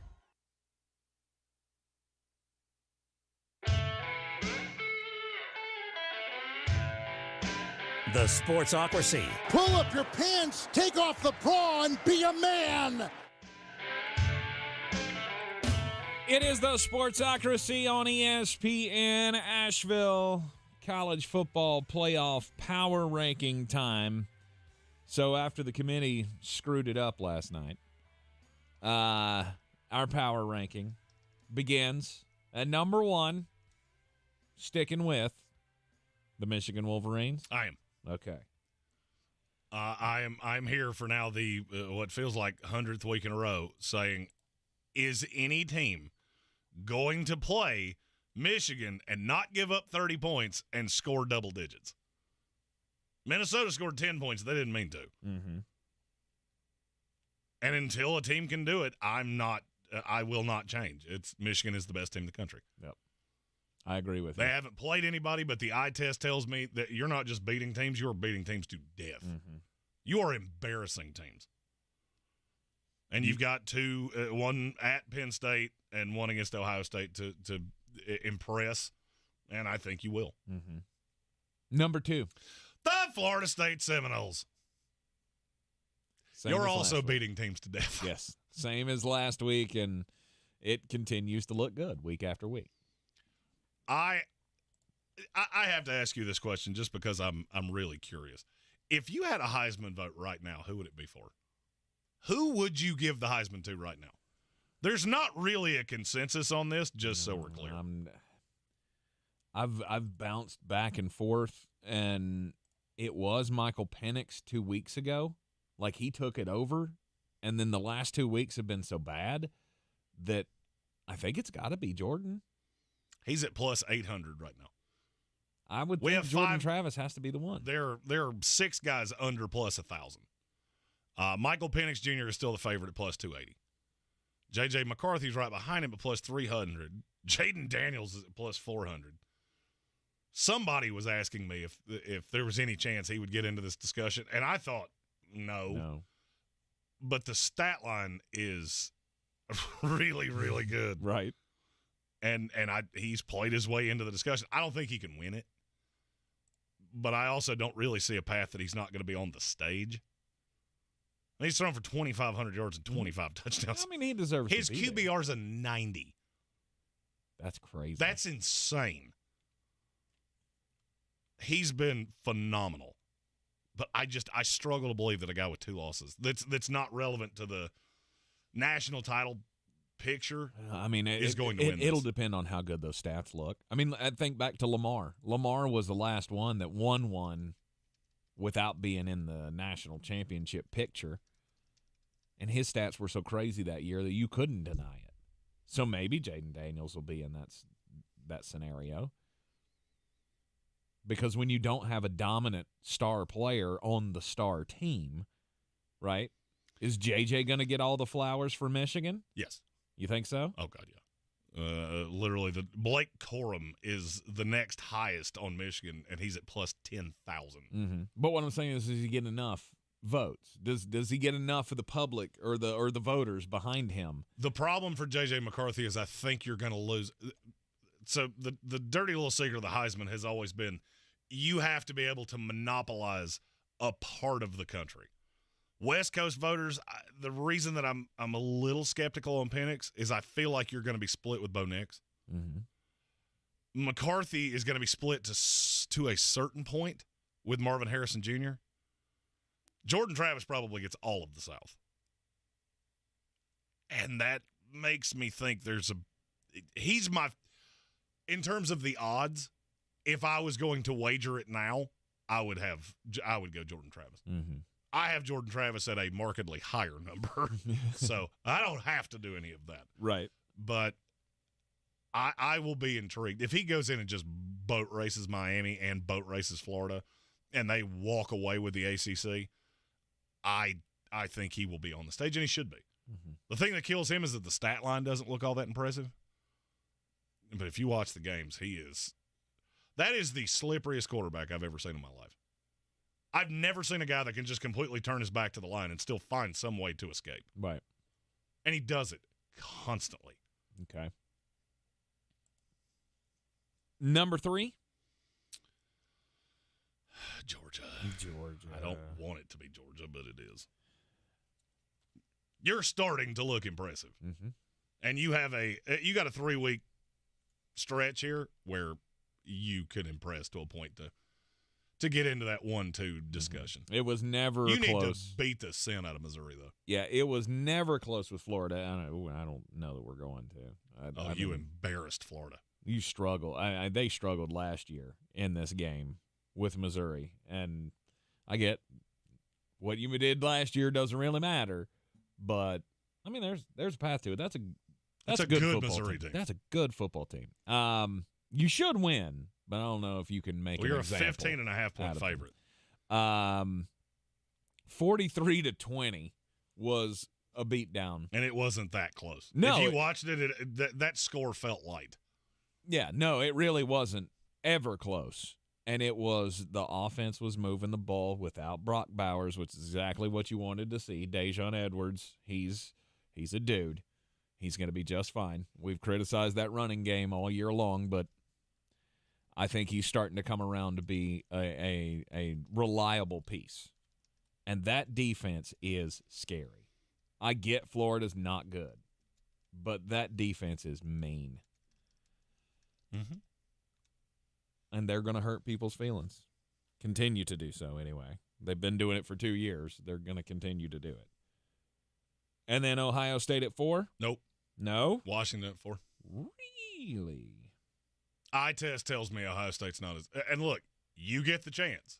You're not going to do anything until you play Michigan that gives me any real warm and fuzzies. Mm-hmm. I just keep watching Kyle McCord going, that is not a big-time college quarterback. And Ryan Day can get red-faced and let his Just for Men beard sparkle all he wants to. It's real obvious when you watch the games that he ain't it. Yeah. And I'm just looking at all these other teams. Even Carson Beck has slid into it's a big boy quarterback. Ohio State's the one that doesn't have one of those. Bo Nix, Michael Penix, Jordan Travis, J.J. McCarthy, Carson Beck, Kyle McCord. Mm-hmm. So Washington's my 4, Ohio State's my 5. Okay. It looks real clunky with Ohio State. Mm-hmm. Marvin Harrison really will, and he is special. Rob Johnson asked, will he make it to the Heisman Trophy ceremony? Depends on how many they invite. Who, Marvin? Yes. Oh. Depends on how many they invite. If it's 3, I would say no. If it's 5, then yes. And this feels like a 5-year to me. Mm-hmm. Because it's going to be close enough. I was going to say, it's such a wide open field. This may be the closest Heisman vote we've ever had. Unless somebody does just something special in the next handful of weeks. Mm-hmm. Because you didn't have Caleb Williams run away with it. And you've had Drake fall off the world. And then the North Carolina Tar Heels fall off the world.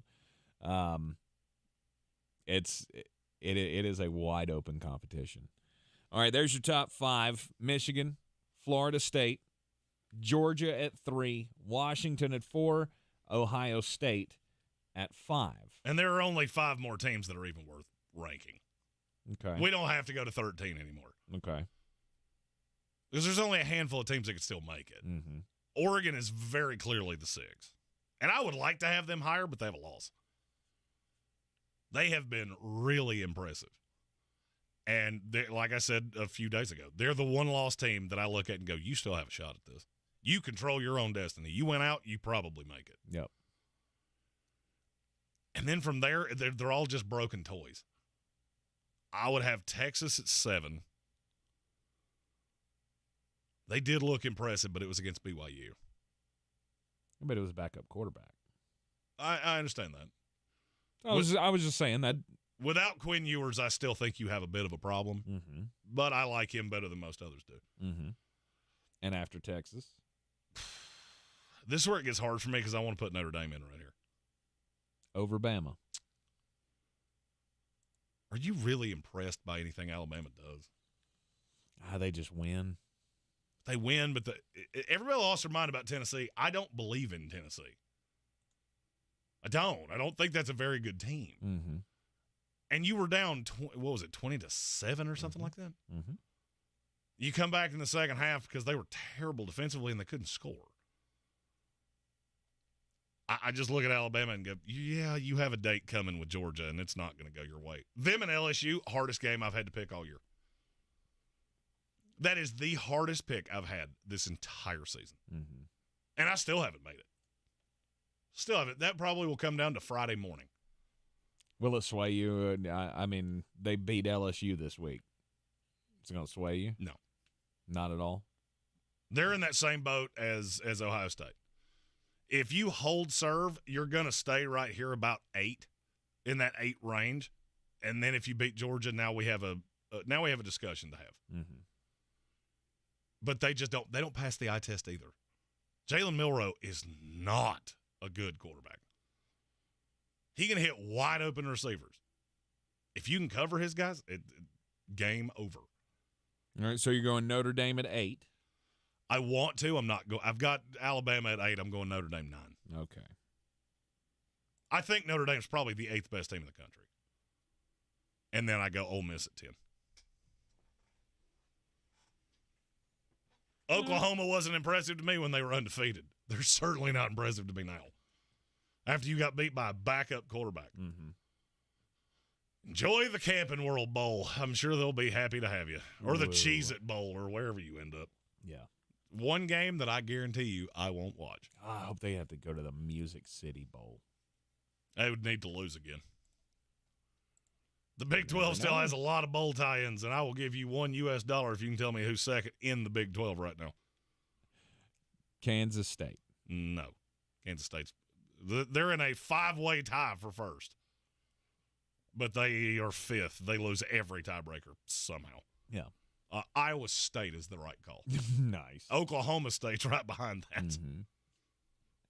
All right, you're in the Sportsocracy, and this is ESPN Asheville, 92.9 FM, 880 AM and 1400. We'll take a quick break, and when we come back, it'll be time to get weird. This is your Exergen Temporal Scanner weather forecast on ESPN Asheville. Looks great, doesn't it? If you've been out there, though, you say to yourself, does this feel like November 1st? Absolutely not. 65, the average high. 43. Now, think if we're lucky with a gusty wind and sunshine, so it will feel colder this afternoon. Overnight tonight, the winds will back down and temperatures are going down. How about 20 with a clear sky? Coldest spots will be in the teens. Sunny tomorrow, 54. Friday, a little better. Sunshine, 62. Ray Stigic, the Weather Channel. This report is sponsored by Taco Bell. OMG, hot and crisp nacho fries are back, and there's even more fries to love now at Taco Bell. But it's now or never. Yeah, these fries covered in bold Mexican spices with nacho cheese sauce are only here for a limited time at participating U.S. Taco Bell locations for a limited time only, while supplies last. AutoStar family dealerships need your car today, and you can get cash today for a clean, late model vehicle. Listen, AutoStar is always paying more than the big box retailers, and they're paying it now. Deal with a real local trustworthy live person and get paid top dollar for your vehicle the day you arrive. Ain't no waiting weeks to get your check from AutoStar. Sell your car online right now at AutoStarUSA.com. Buy your next car from an AutoStar. Vehicle must have a title in hand, signed 85 is 24 hours from valid seller's agreement. Checks will be issued for vehicles in equity only. I overheard Mom and Dad talking about St. Nick. They're working hard at their jobs, but with gas and food costing so much, they don't know how they can afford Christmas. I just hope St. Nick is able to come. Motorcyclists throughout western North Carolina prepare to rev up the Christmas spirit by raising new toys and money as they kick off the Christmas season for Evelyn Charity's St. Nicholas Project. Mark your calendars for Saturday, November 4th, when the Smoky Mountain Toy Run celebrates their 43rd year, riding from Kierfot Plants on US 70 at Black Mountain to City County Plaza in downtown Asheville. These leather-clad elves hope you'll join them either by riding or making a monetary contribution so that every child can have a Merry Christmas. And don't forget, Santa and Mrs. Claus, they're also riding. We ride for the kids. For more information, check out SmokyMountainToyRun.com. Sponsored by the fine folks at Reinhardt Racing, Gentle Family Dentistry, Capstone Health Alliance, Iron Horse Motorcycle Lawyers, and Allen's Jewelry and Pawn. The Smoky Mountain Toy Run at SmokyMountainToyRun.com. The iHeartRadio app and the NFL right in your pocket. The home of the NFL Podcast Network, covering all 32 NFL teams, plus all the expert advice to win your fantasy league. And, of course, live NFL games. Touchdown! Download the free iHeartRadio app today. Free never sounded so good. If cleanliness is next to godliness, look around the car right now. Is that very godly?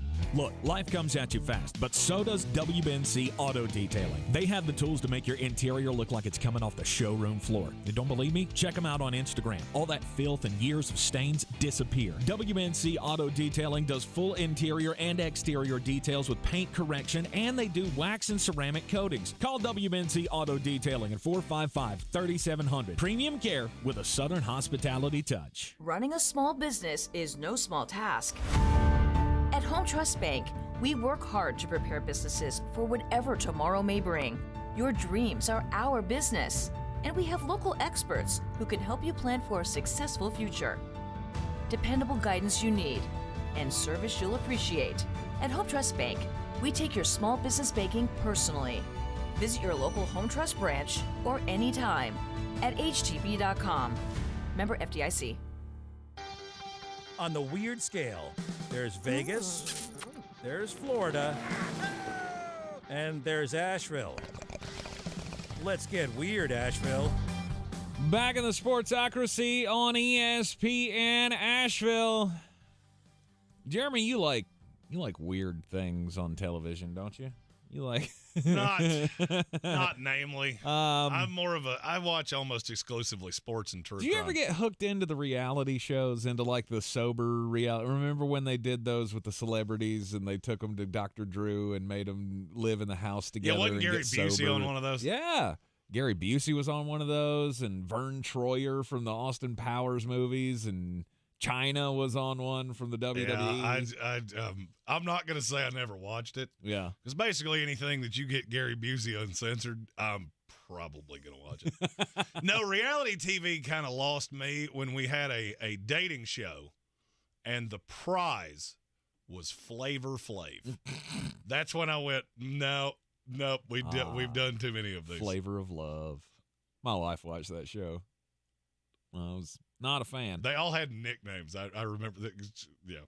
Yeah. Brett Michaels. Okay. What was that called? Rock of Love. Mm-hmm. I understand that one. Now, he is much shorter in person. I've met the guy. Yep. But Flavor Flav. This actually, there's a new reality show that's airing over in England that maybe we could get on board with. And look, England does this where, they'll have these reality TV shows and then they get adopted in the U.S. and we have our version of them.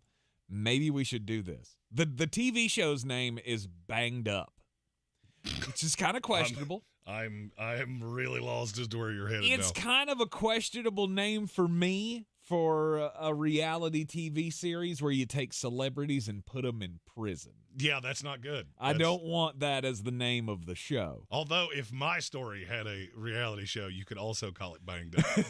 That'll be funny in about 3 minutes.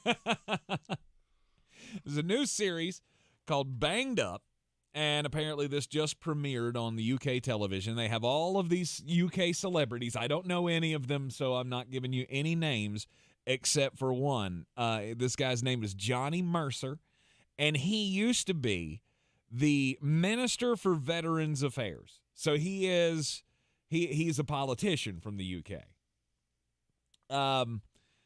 He was the star, or at least his scenario was the star of the opening episode of this, because what they did was they took all these people and they put them into a prison that no longer runs, but they still simulate prison life.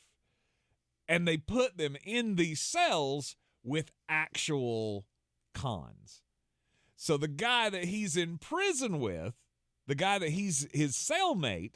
Please tell me it was Felice Johnson. No, but he did some weird stuff on the first episode. The cellmate did. This guy is he's a hitman.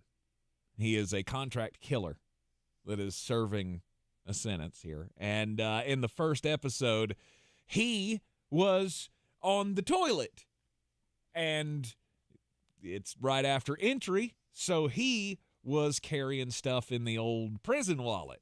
And so he's pulling out his contraband, and meanwhile, the minister here is shocked. I chose a horrific time to stop paying attention. Prison wallet. There's one. You had that on your bingo card for today.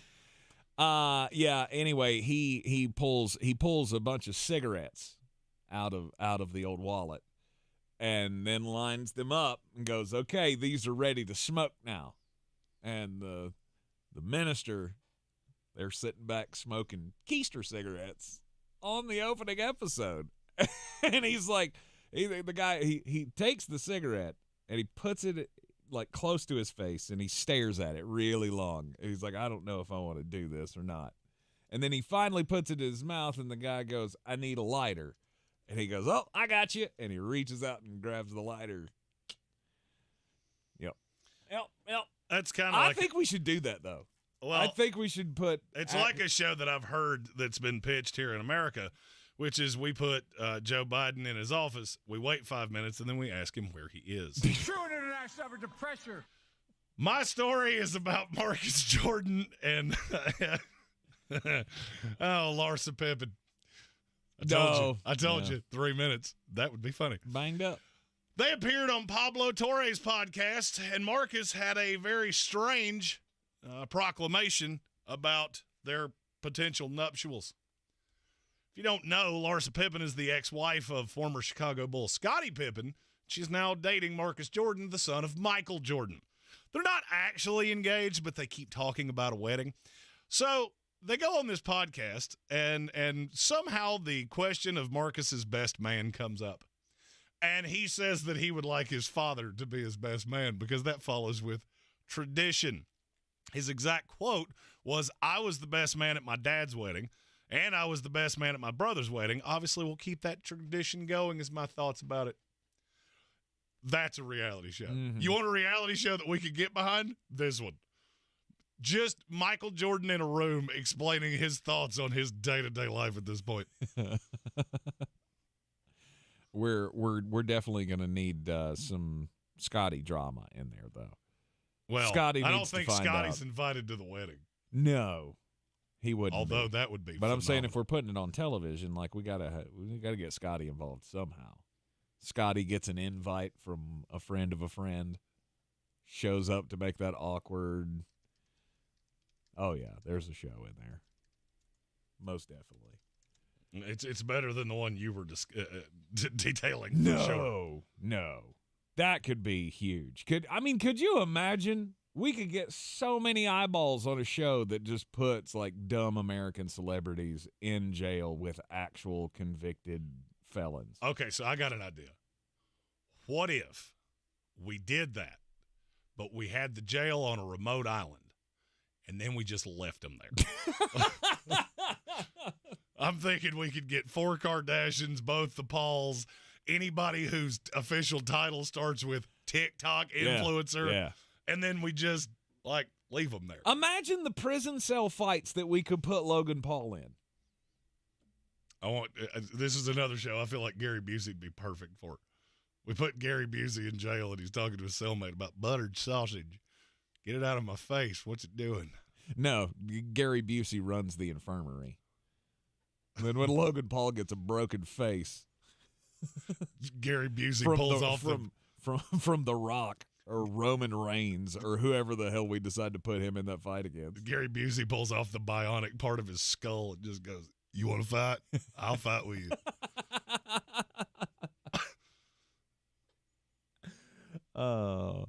Anyhow, yeah. I'm just think about it. Marco Rubio in prison with a murderer. What could be funnier than of that? all the politicians you could have said right there? I think that was the most completely. Hey, we'll get Mike Pence. Mm-hmm. He's not doing anything. Mm-hmm. Well, yeah, I mean, obviously nobody with options is going to be doing. I'm going to the suspend show. my presidential campaign. Damn, I forgot you were here.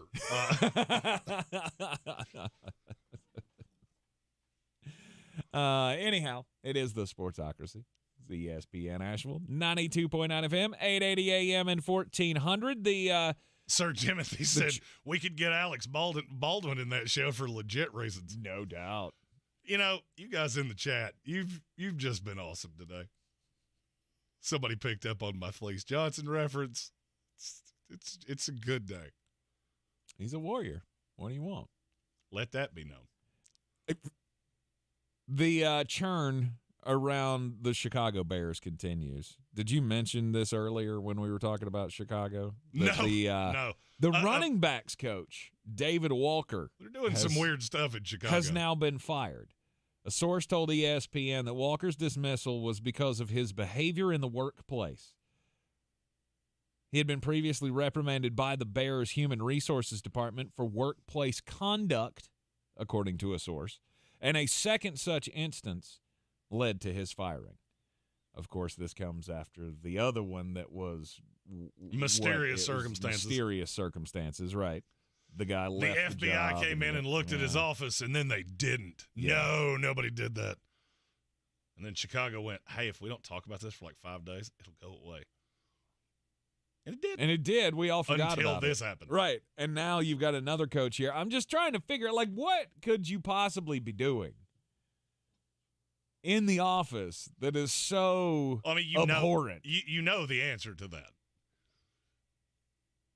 I mean, this is not just, hey, he's a jerk. This is, hey, he's doing something that's crimes related. That makes somebody uncomfortable, maybe? Yeah. Yeah, maybe. I don't know. You just got coaches walking around in towels and just screaming obscenities at the top of their lungs. There's so many ways that this could go. Dumpster fire weird things franchises are happening in Chicago. Yeah, but it's just, again, dumpster fire franchises just continue to stand in their own way. And I don't know how short of changing ownership you can fix things like this. Like the McCaskey family has been running this team for forever, and they haven't gotten any better, right? It's been continual turmoil since Mike Ditka left. Hey, that's what you should do. Hire Mike Ditka again. There you go. I miss that guy. But look at the Las Vegas Raiders, and same thing. As long as Mark / the late years of Al, nothing has ever changed. It's always been the same thing. You're going to be trash. Well, it's because you have a culture of losing. Washington and it comes from the top down. Washington after, since Dan Snyder, obviously, that whole thing has never been good. Maybe it's going to get back on new footing with the Josh Harris group owning it, but we don't know that. Josh Harris, the teams he owns, traded a lot of dudes yesterday. Mm-hmm. James Harden, Montez Sweat, and Chase Young. It's a whale of a house cleaning day. Mm-hmm. I look at Chicago. Are they the most listless franchise in the NFL right now? Nah. Who's worse? I'd say Vegas is. I don't agree with you. Vegas has a brand new stadium. They have players. They have a I shouldn't say they have a culture. They have a really loyal fan base. I would take the Raiders situation over the Bears 100 times out of 100 and wouldn't think about it twice. Yeah. Name me the thing that Chicago has right now that you go, yep, we're good there. That's good for the long haul. I'll wait. Loyal fan base is the only thing I have. Is it? Of course. Is it really loyal? Yeah. It's going to have to be because it looks like their stadium's going to be an hour outside of the city. I mean, they keep showing up for games, right? They keep buying all the tickets and buying all the merchandise. They're another fan base that shows up just to boo. Yeah, and ain't had nothing to cheer for since 1986. Oh, excuse me, that one Rex Grossman year. Congratulations. They didn't mean to. I think the Rex Grossman year is where I coined the phrase, they didn't mean to.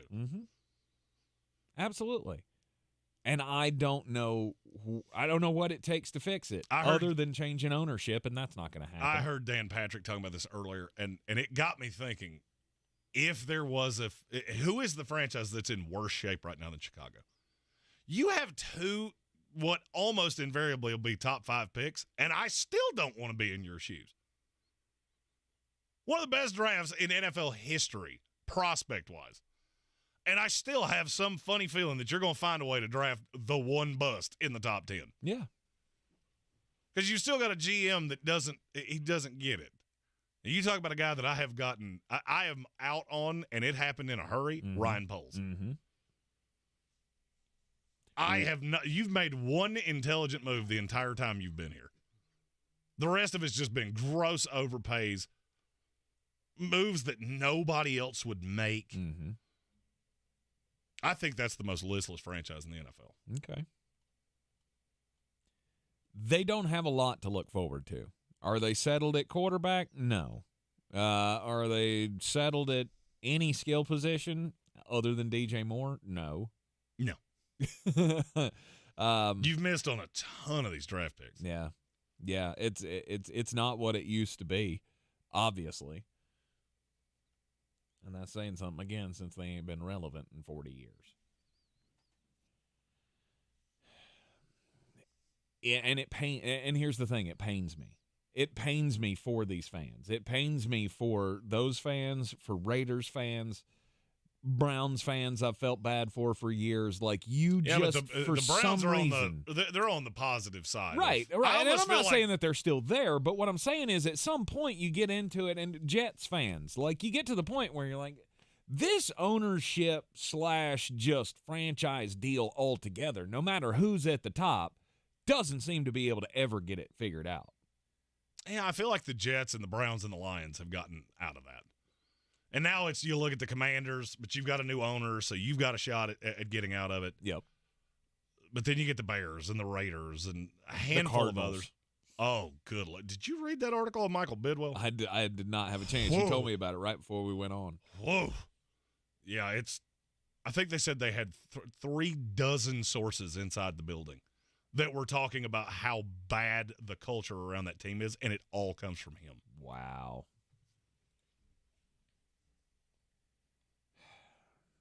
And again, other than changing ownership, how do you fix it? He's the next one. And now that we've gotten rid of Dan Snyder, Michael Bidwell will be the next one that we force out. Yeah. I've heard stories about that team for years. Never been able to verify them because it seems like nobody will talk on the record about anything that happens there, but they'll do this. They'll go to ESPN or Fox Sports or any of these others and tell their story without their name attached to it. And after reading that, I think I understand why. Why is that? You just get frozen out. Revoke your credentials because you got an owner that is really petty, and that's the kind of thing he does. Is, oh, you spoke ill of us? Great. I'm revoking all of your access. Right. But I told the truth. Doesn't matter. Yeah. But anyway, as we started this, the Bears have had to fire another coach because of workplace behavior, improper conduct on the job. It's not hard to spot the bad ones, right? You can easily look around this league and go, yep, this group, these are all the bad ones. And there's no real way to fix them. Oh, no, there's a way. I've detailed it twice today. Mm-hmm. Let the ownership group get out of the way, but you got to spend the money. That's what I was going to say. Because every team that you just said, you know what they all have in common? Mm-hmm. They're cash poor, and they don't spend the money. Mm-hmm. That's not an accident. But that's the thing. Yeah, it takes a lot of things to make it happen, to turn these things around, but it's nothing that the owners are going to do because they've never done it before. And they've never been able to either get out of the way or find the right people to make the decisions. Well, the McCaskies aren't going anywhere in Chicago. Arizona has a path. Because I think at some point there will be an investigation into Bidwell, and they'll force him out. No. There's way too much smoke there.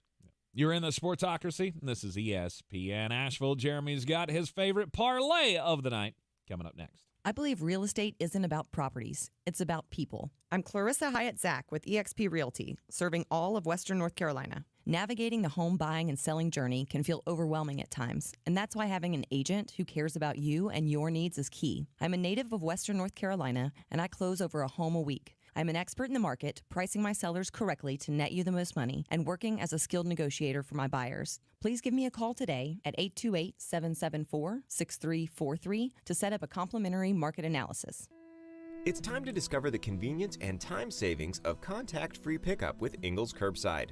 Just visit shop.ingles-markets.com or download the app.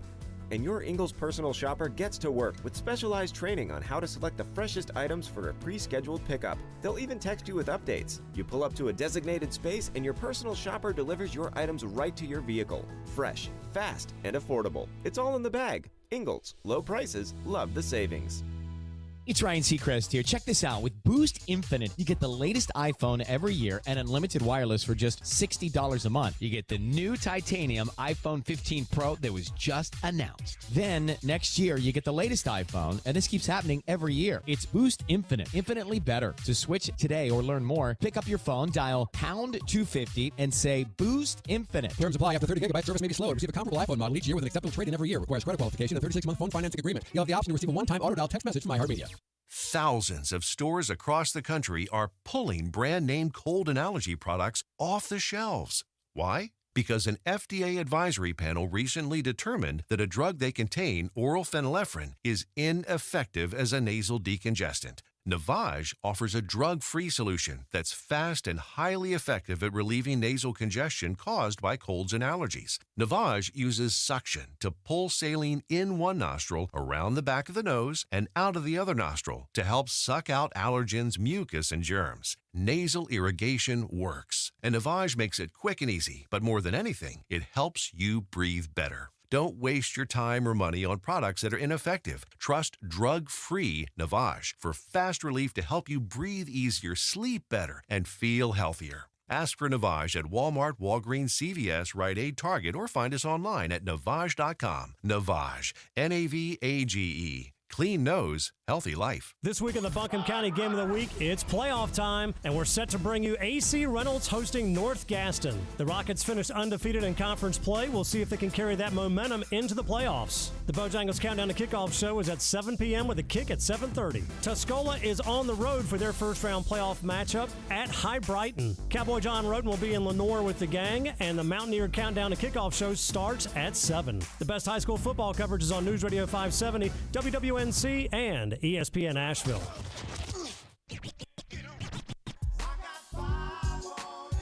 It's the definition of wager, don't watch, but it's a parlay that pays out quite nicely if I'm right. Gave you Bowling Green minus the 5.5 in the first hour. Only other piece of that I want, over the 40. Bowling Green should be able to score. Ball State's not particularly good. I think they'll give up just enough points. So give me Bowling Green minus the 5.5 over the 40. Flashers and the Zippers under 38.5, because the final score of this game might be 6-2, and it be all safeties, because neither one of these teams can score.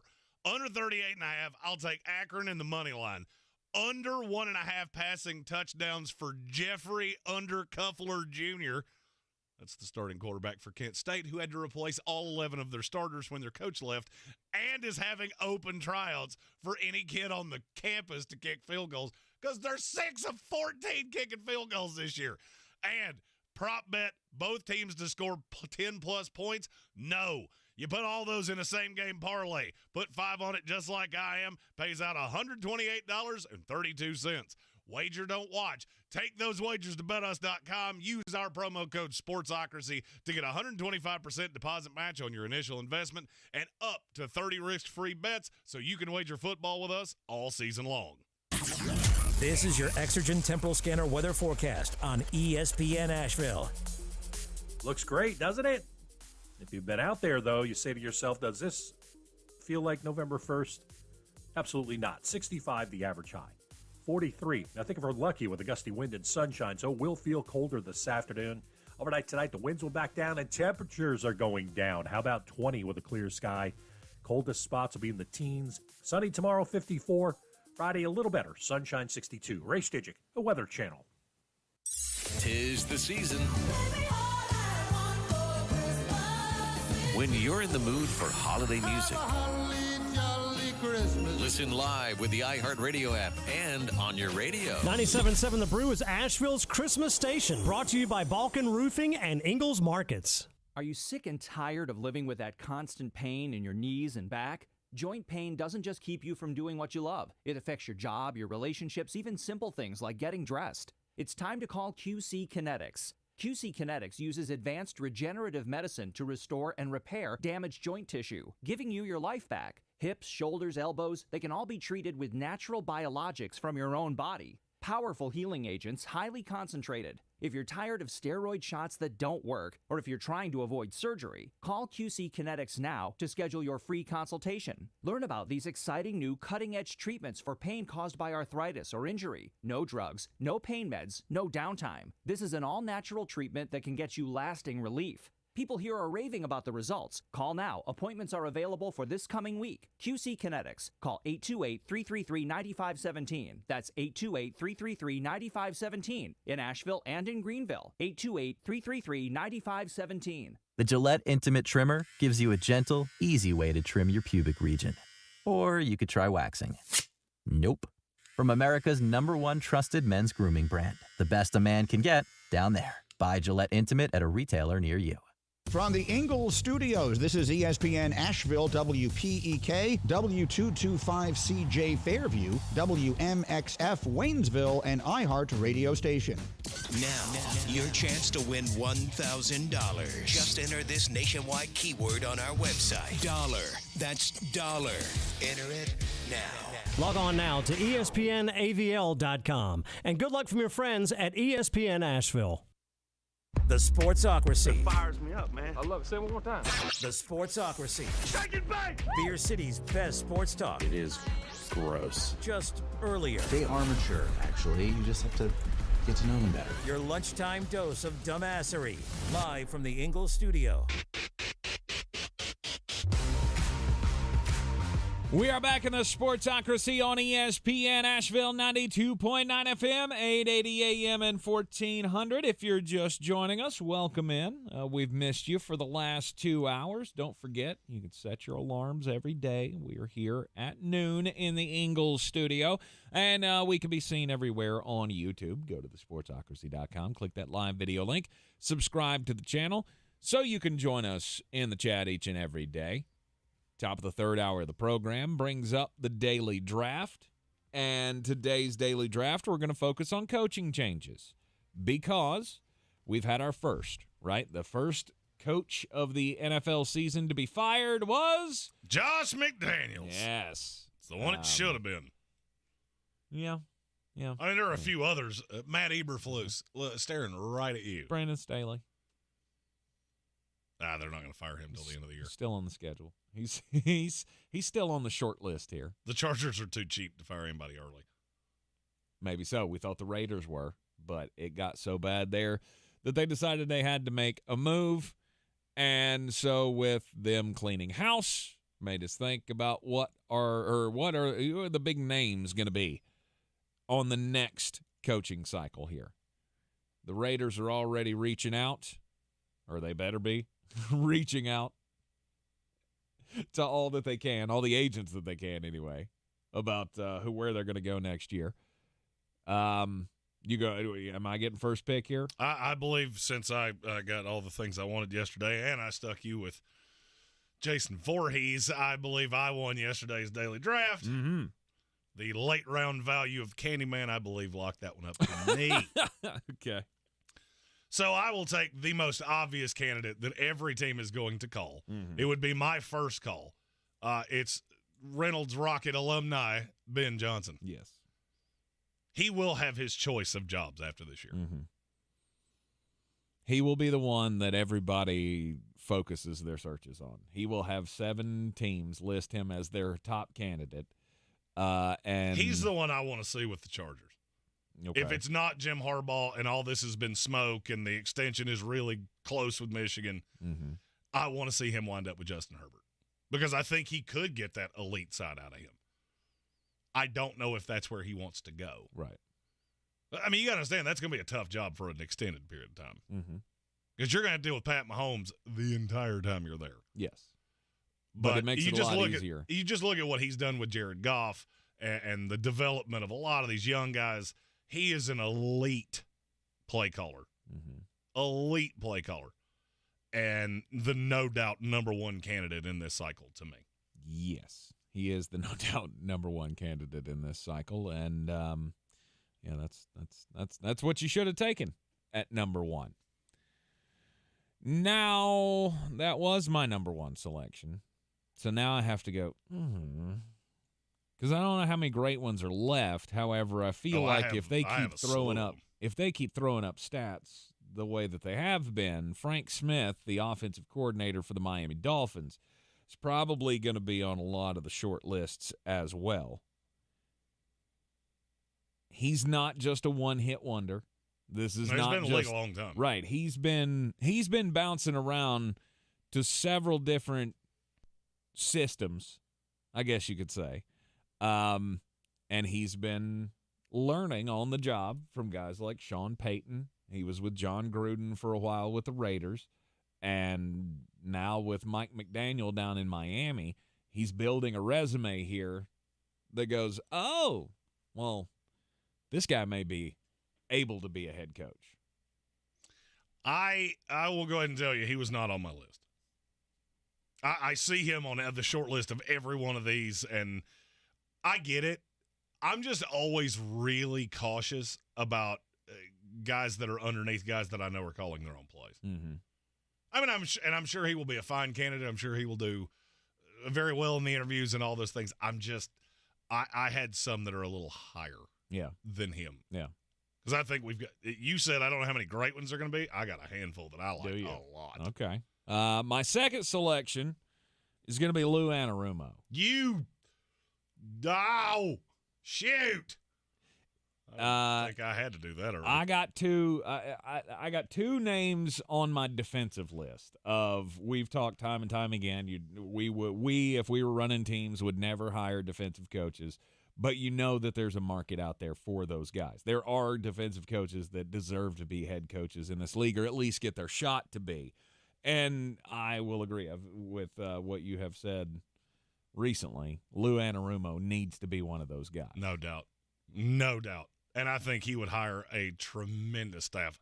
I'm with you. I'm not big on hiring defensive coaches, but that guy there's just something different about him, and he deserves his crack at this. Mm-hmm. And what he's done with that Bengal defense this year, this should be the year he gets a crack at it. Yep. All right. I don't know which job I would like to see him get, though. See, to me, that's the perfect, and as I'm sitting here thinking about it, that's perfect hire for the Bears. Mm.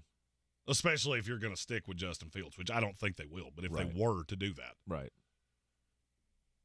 Bring in an offensive system that runs the ball a lot and just play really good defense. Mm-hmm.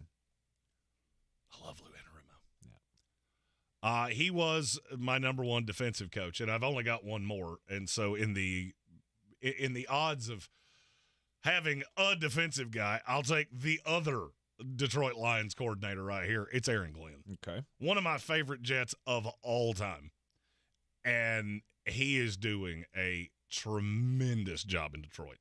I almost feel like he gets overlooked from time to time because it's so much about the offense. He is a tremendous coach. and is going to – I think he interviews for every job. I just hope he actually gets one of them. Okay. Then for me, there's a little bit of a drop down from there. You took Lou Anarumo. I'm going to take the other coordinator in Cincinnati, Brian Callahan. His dad was a coach in this league, and he is just really, really bright. You watch some of the concepts that you see in Cincinnati, you can tell this dude knows his stuff. And when it comes to on the fly coaching, I've always said anybody can put 15 plays in. It's the evolving over the course of the game and taking what the defense gives you that is really impressive. I've got another one on my list that's really good at that as well. Brian Callahan's about as good at it as any coach in the NFL. Mm-hmm. Okay. My next selection, I'll go with Brian Johnson, the Eagles offensive coordinator. What do you mean already? Defend. Well, I mean, he very well could be the offensive coordinator for the team that wins the Super Bowl. I feel like, I mean, he was on some lists last year, but, right, it's the next evolution. Every year we see the next man up get his flowers, and Brian Johnson could be on that list. To me, he came in and is just extending what Shane Steichen did. He did great work with Jalen Hurts, and Jalen will say that. He has left a lot to be desired as a play caller to me. Mm-hmm. Some of the grand boo-boos of the Philadelphia Eagles, I could directly attribute to him. You could. But the question is, one of these teams is going to be looking for somebody, and, I don't know, a team like the Las Vegas Raiders. Just comes across my mind of, I mean, that's a good, young, smart guy that he would take that job. He would take that job, and you would be able to sell that to a fan base of, hey, look, Shane Steichen and Jonathan Gannon just went off, and they're coaching, 2 new teams. We're going off that tree as well. And then there's a name I really don't want you to say right here. Well, I'm not going to. I'm going to leave the offensive guys to you because I think my next 2 selections are going to be defensive guys.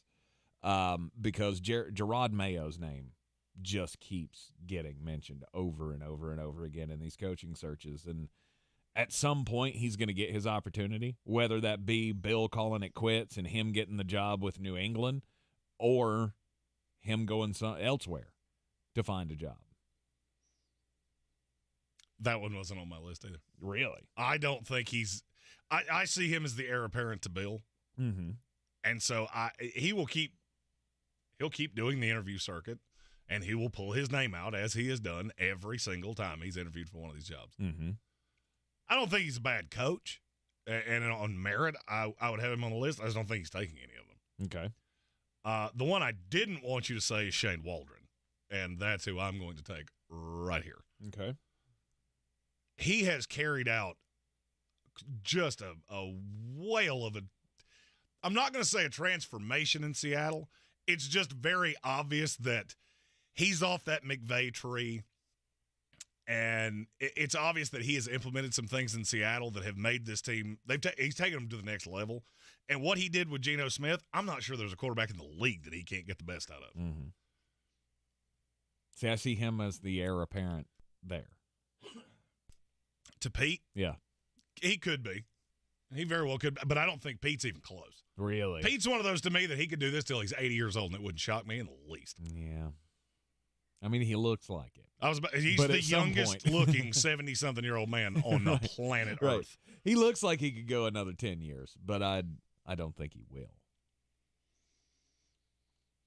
And then I'm going to take the layup. Okay. Jim Harbaugh. All right. I'm less sure that he's taking a job now because there's a lot of weird – I'm not going to say it's misinformation. I just don't know what it is around that. Is he going to get an extension at Michigan? Is he really legitimately interested in the NFL? But, I mean, we've seen him be successful. Mm-hmm. It's always blown my mind that he hasn't gotten another chance, as many of these jobs as he's interviewed for, that nobody's offered the job.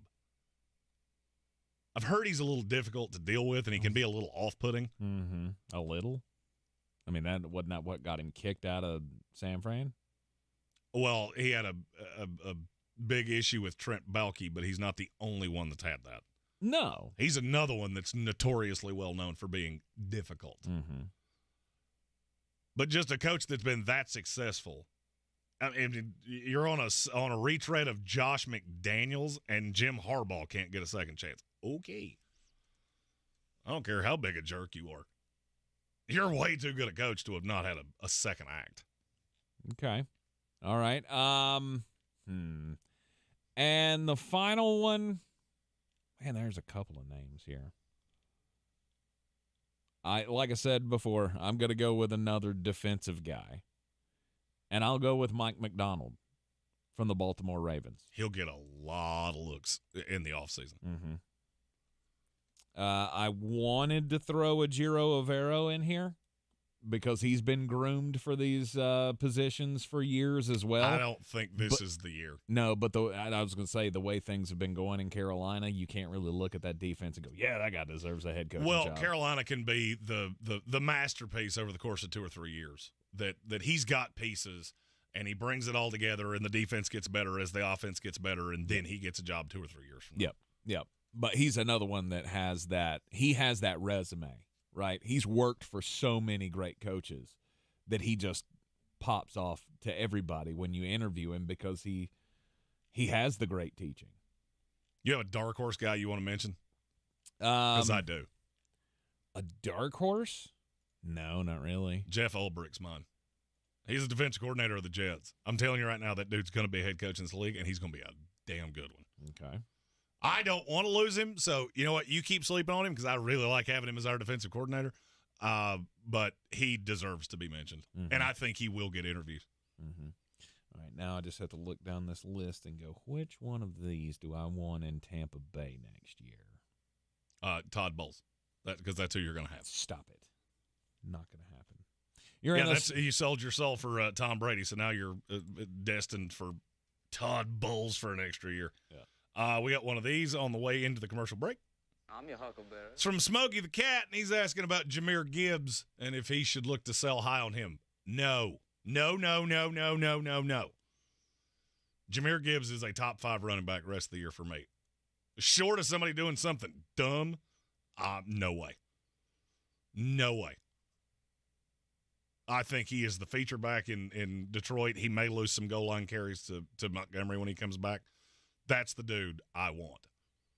You're in the Sportsocracy, and this is ESPN Asheville. This report is sponsored by Taco Bell. OMG, hot and crisp nacho fries are back, and there's even more fries to love now at Taco Bell. But it's now or never. Yeah, these fries covered in bold Mexican spices with nacho cheese sauce are only here for a limited time at participating U.S. Taco Bell locations for a limited time only, while supplies last. Thousands of stores across the country are pulling brand-name cold and allergy products off the shelves. Why? Because an FDA advisory panel recently determined that a drug they contain, oral phenylephrine, is ineffective as a nasal decongestant. Navage offers a drug-free solution that's fast and highly effective at relieving nasal congestion caused by colds and allergies. Navage uses suction to pull saline in one nostril, around the back of the nose, and out of the other nostril to help suck out allergens, mucus, and germs. Nasal irrigation works, and Navage makes it quick and easy, but more than anything, it helps you breathe better. Don't waste your time or money on products that are ineffective. Trust drug-free Navage for fast relief to help you breathe easier, sleep better, and feel healthier. Ask for Navage at Walmart, Walgreens, CVS, Rite Aid, Target, or find us online at Navage.com. Navage, N-A-V-A-G-E. Clean nose, healthy life. It is Ryan here reminding you to check out the insane, amazing wireless offer out right now from Boost Infinite. Just pick up your phone, dial pound 250 and say Boost Infinite. You'll have the option to receive a one-time auto-dial text message from iHeartMedia. This week at Target, you'll find different early Black Friday deals. Get fun deals on the latest tech, toys, and video games, plus smart deals on small appliances, floor care, and so much more. At Target, you'll discover different early Black Friday deals each week. And get what you need for the holidays fast with free drive-up or score free shipping when you spend $35 or use your red card at Target.com. Get low prices and early Black Friday deals only at Target. Exclusions apply. If cleanliness is next to godliness, look around the car right now. Is that very godly? Look, life comes at you fast, but so does WBNC Auto Detailing. They have the tools to make your interior look like it's coming off the showroom floor. You don't believe me? Check them out on Instagram. All that filth and years of stains disappear. WBNC Auto Detailing does full interior and exterior details with paint correction, and they do wax and ceramic coatings. Call WBNC Auto Detailing at 455-3700. Premium care with a Southern hospitality touch. I believe real estate isn't about properties. It's about people. I'm Clarissa Hyatt-Zach with eXp Realty, serving all of Western North Carolina. Navigating the home buying and selling journey can feel overwhelming at times, and that's why having an agent who cares about you and your needs is key. I'm a native of Western North Carolina, and I close over a home a week. I'm an expert in the market, pricing my sellers correctly to net you the most money, and working as a skilled negotiator for my buyers. Please give me a call today at 828-774-6343 to set up a complimentary market analysis. The Asheville Championship returns to Harrah's Cherokee Center in Asheville November 10th and 12th. This year's field is the best yet. The Clemson Tigers, Maryland Terrapins, Davidson Wildcats, and the Blazers of UAB. 4 exciting matchups with a champion to be crowned at one of the premier early season tournaments in college basketball. For more information and to get your tickets, go to AshevilleChampionship.com. That's AshevilleChampionship.com. It all starts in Asheville November 10th and 12th. Proudly sponsored by Ingalls Markets. The Sportsocracy. That is some good, clean family fun there, ain't God? We are back in the Ingalls studio on ESPN Asheville. There is going to be a third of the NFL starting backup quarterbacks this week. 10 of the 28 teams in the league will be playing backups.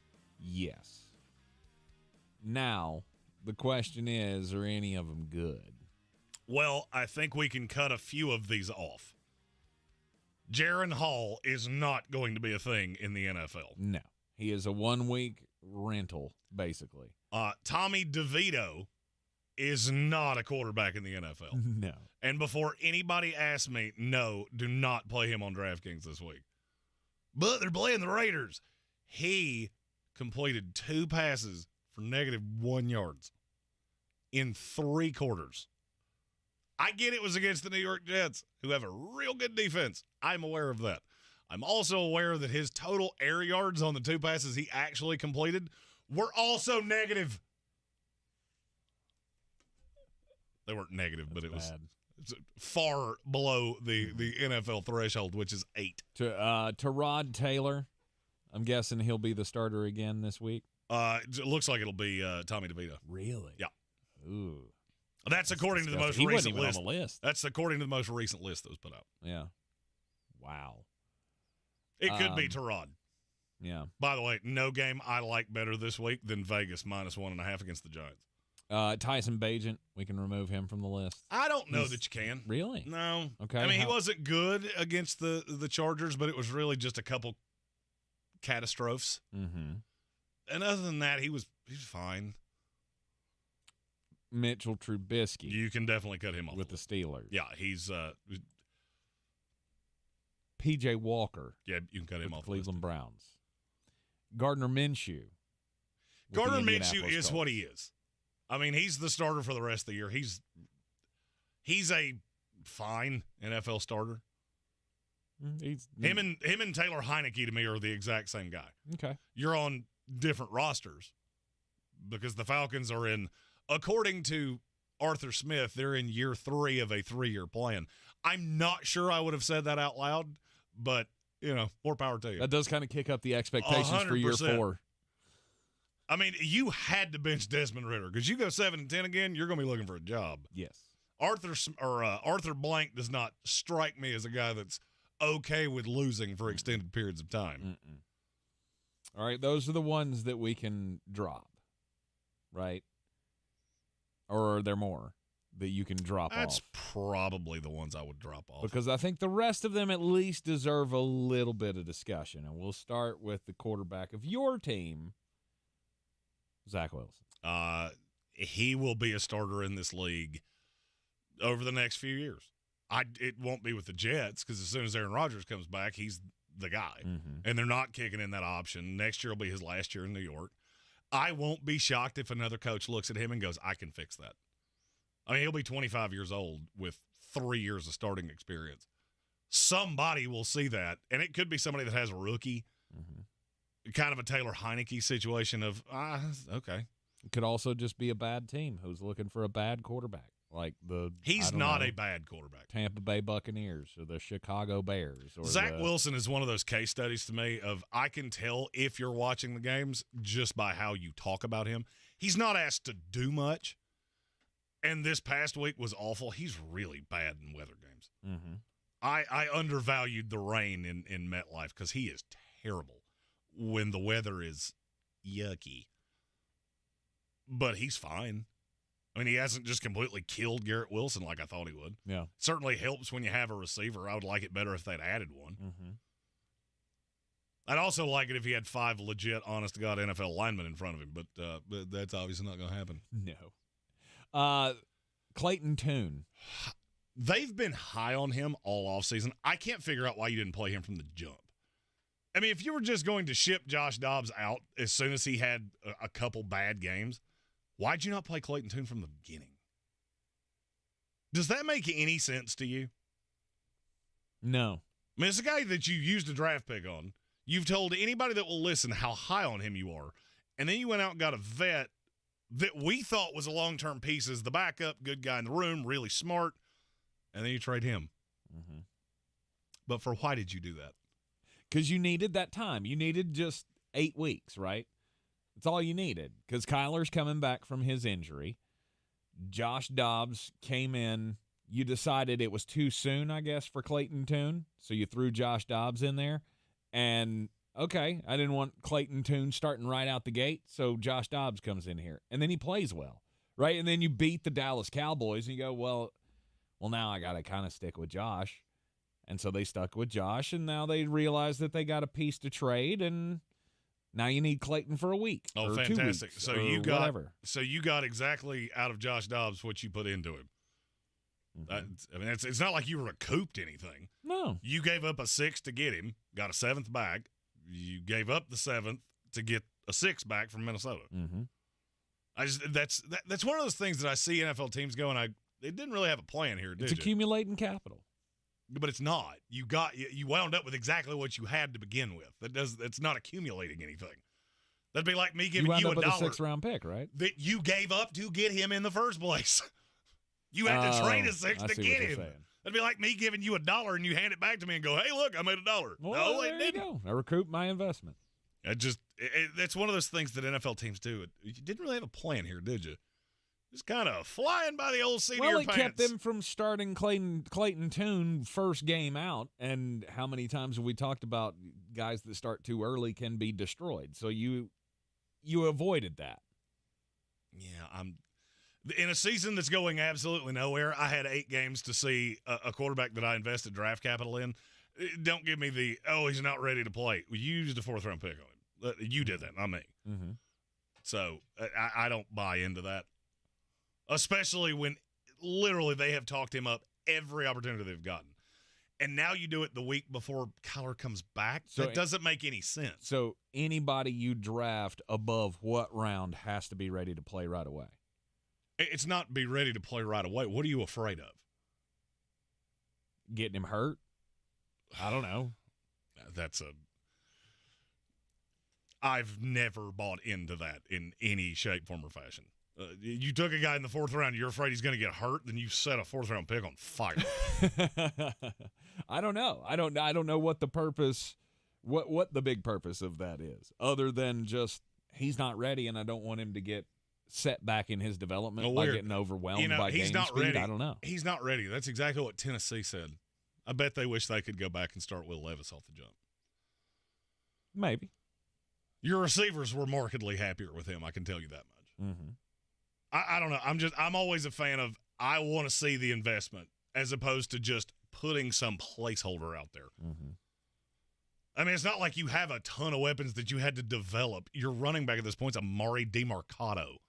And he's been fine. I don't think you really gleaned a lot because you had Josh Dobbs throwing to Michael Wilson. Right. Who he also couldn't get the ball. Mm-hmm. So that's an odd situation that I don't understand. Okay. Let's go Taylor Heineken. I feel like we know what he is. He's this is Ryan Tannehill all over again. You have the quarterback that you invested a draft pick in. You gave him way too long. It was Marcus Mariota in Tennessee. It's Desmond Ridder here. I don't need you to be great. Just don't turn the ball over. Mm-hmm. They scored on 4 of the 6 drives he played against Tennessee. If he'd played the entire game, they probably would have won. But 5 sacks and 2 turnovers for Desmond Ridder was enough for them to jump out to a lead, and you couldn't curtail it. I would love Taylor in one of the situations like with the Jets, like with the Browns, like with the 49ers. I want him to be in that scenario where I've got all the pieces around him to make him work. The Falcons have that. Because I think he's do they? They have one of the best offensive lines in the league. You've got 2 high-end weapons that you took in the top 10, and you've got another running back that you took in the top 10. What more do you want? What more could you possibly want? Mm-hmm. The weapons in Atlanta are better than the weapons in Cleveland. They're better than the weapons with the Jets. I mean, to me, this is the perfect scenario for a guy like Taylor Heineke. Okay. Your defense isn't as good as theirs, but it's still pretty good. All right. Aidan O'Connell. That's the most interesting one to me. Is it? It tells me a lot that you're willing to sit Jimmy Garoppolo down. You know they owe him $12 million next year, right? Mm-hmm. Like not getting out of it no matter what you do. Yep. That's $12 million you're going to set on fire. They've been really fond of Aidan O'Connell. I mean, I'm talking back to camp of, man, he's got a lively arm and he's really good. And apparently Josh McDaniels was the only one that didn't see it. Yeah. And that situation, by the way, is why you don't have lame duck coaches like that. Jimmy Garoppolo should never have stepped foot in this building. That was doomed from the get-go. Mm-hmm. And it got worse over time. You'd have been better off rolling with Aidan O'Connell off the jump. Yep. The one game he played was the best I've seen the Raiders look all year. No doubt. And I think they might actually have something in him. Hey, and maybe Hunter Renfrow will come back from the island of misfit toys. And then finally, Will Levis. I don't even want to call him the backup anymore. If he's not the starter, Mike Vrabel should be fired immediately. Mm-hmm. I'm pretty sure he will. And I think he's one of the smartest coaches in the league, but he also said if Tannehill's healthy this week, he'll play. That's stupid, and you shouldn't have said that out loud. Even if you believe that, you should have kept that one to yourself. Right. Come up with something. That's a lot of backup quarterbacks are going to be playing this week in the NFL. Leading to a lot of very skewed lines. And honestly, there's probably 2 of those that might have the guy moving forward. I would Will say Levis with O'Connell Tennessee. and Will Levis. Yep. And O'Connell, we just don't know. It's too early, but the I can't early say signs definitively no on that one. Yeah. And trust me, there's going to be massive growing pains. Mm-hmm. The rest of everybody else on this list, they're still in the search, except for the Cardinals, because they got Kyler coming back. And you're stuck in that. Not as stuck as you would think. There's a chance that they move off of that in the offseason? I've said that all year. I want to see these last 8 games when he comes back next week. Mm-hmm. Jonathan, you got to understand, this brain trust is not who gave him this contract. And I'm sure they said, yeah, we're going to give him every opportunity to be successful. Mm-hmm. GMs really like picking their own head coach, and they really like picking their own quarterback. So if Kyler comes out here and looks like he did last year, I won't be shocked if they try to recoup something off that. Arizona could also have the number 1 pick in the draft, along with another pick that could be in the top 10. Right. We thought it was going to be 1-2, but Houston's better than we thought they were. You're in the Sportsocracy, and this is ESPN Asheville. This is your Exergen Temporal Scanner weather forecast on ESPN Asheville. Looks great, doesn't it? If you've been out there, though, you say to yourself, does this feel like November 1st? Absolutely not. 65 the average high. 43. Now, think if we're lucky with a gusty wind and sunshine, so we'll feel colder this afternoon. Overnight tonight, the winds will back down and temperatures are going down. How about 20 with a clear sky? Coldest spots will be in the teens. Sunny tomorrow, 54. Friday, a little better. Sunshine, 62. Ray Stigic, the Weather Channel. This report is sponsored by Taco Bell. OMG, hot and crisp nacho fries are back, and there's even more fries to love now at Taco Bell. But it's now or never. Yeah, these fries covered in bold Mexican spices with nacho cheese sauce are only here for a limited time at participating U.S. Taco Bell locations for a limited time only, while supplies last. Cullowhee is the place to be on Saturday, November 11th, as WCU football takes on ETSU for the Blue Ridge Border Battle. Come cheer on the Catamounts and third-year coach Kerwin Bell as the Catamounts take on the Buccaneers. Advanced ticket sales start at just $16 for adults and $11 for kids. Kickoff is at 1 p.m. at Whitmire Stadium on the beautiful campus of Western Carolina University. For tickets, call CatamountSports.com or call 800-34-GO-WCU. Go Cats!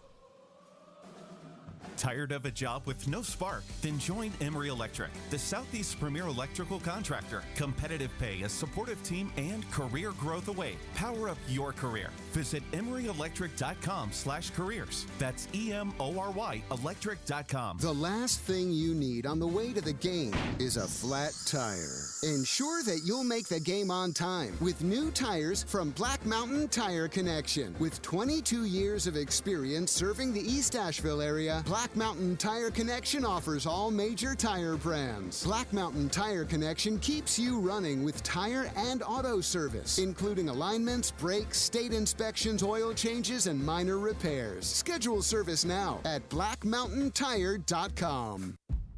At Ingles, we're proud to sponsor area athletics at all levels. Whether we're building new fields for T-ball, celebrating Friday night rivals, televising college basketball games, bringing the Fan Fest to semi-pro soccer, or taking you out to the ball game at your minor league park. We're here for the fans. No one gets the dedication to the home team like you guys. And we've got all the sports you can handle. It's all in the bag. Ingles.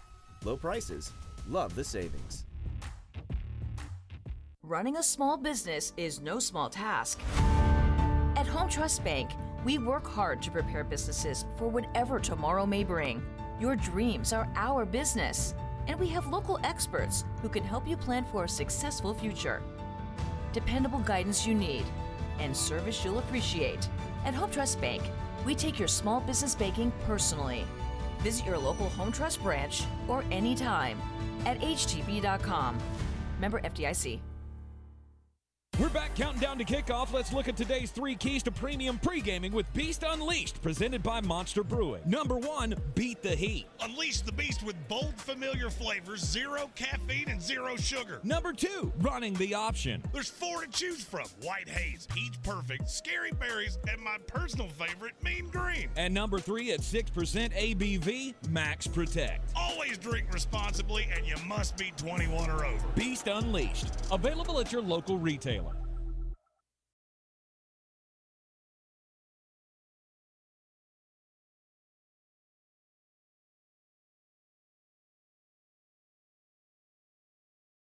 I'll do crimes. And let's go way far away for today's crime story. We're going to go to Indonesia for today's story, where a lovely couple was getting married. And I guess this is just, we're having our festivities. We're having our little ceremony. And, of course, after the ceremony is over, we're going to do what people do at weddings after the ceremony, which is just get blitzed, right? I mean, that's what Jeremy's wedding was all about.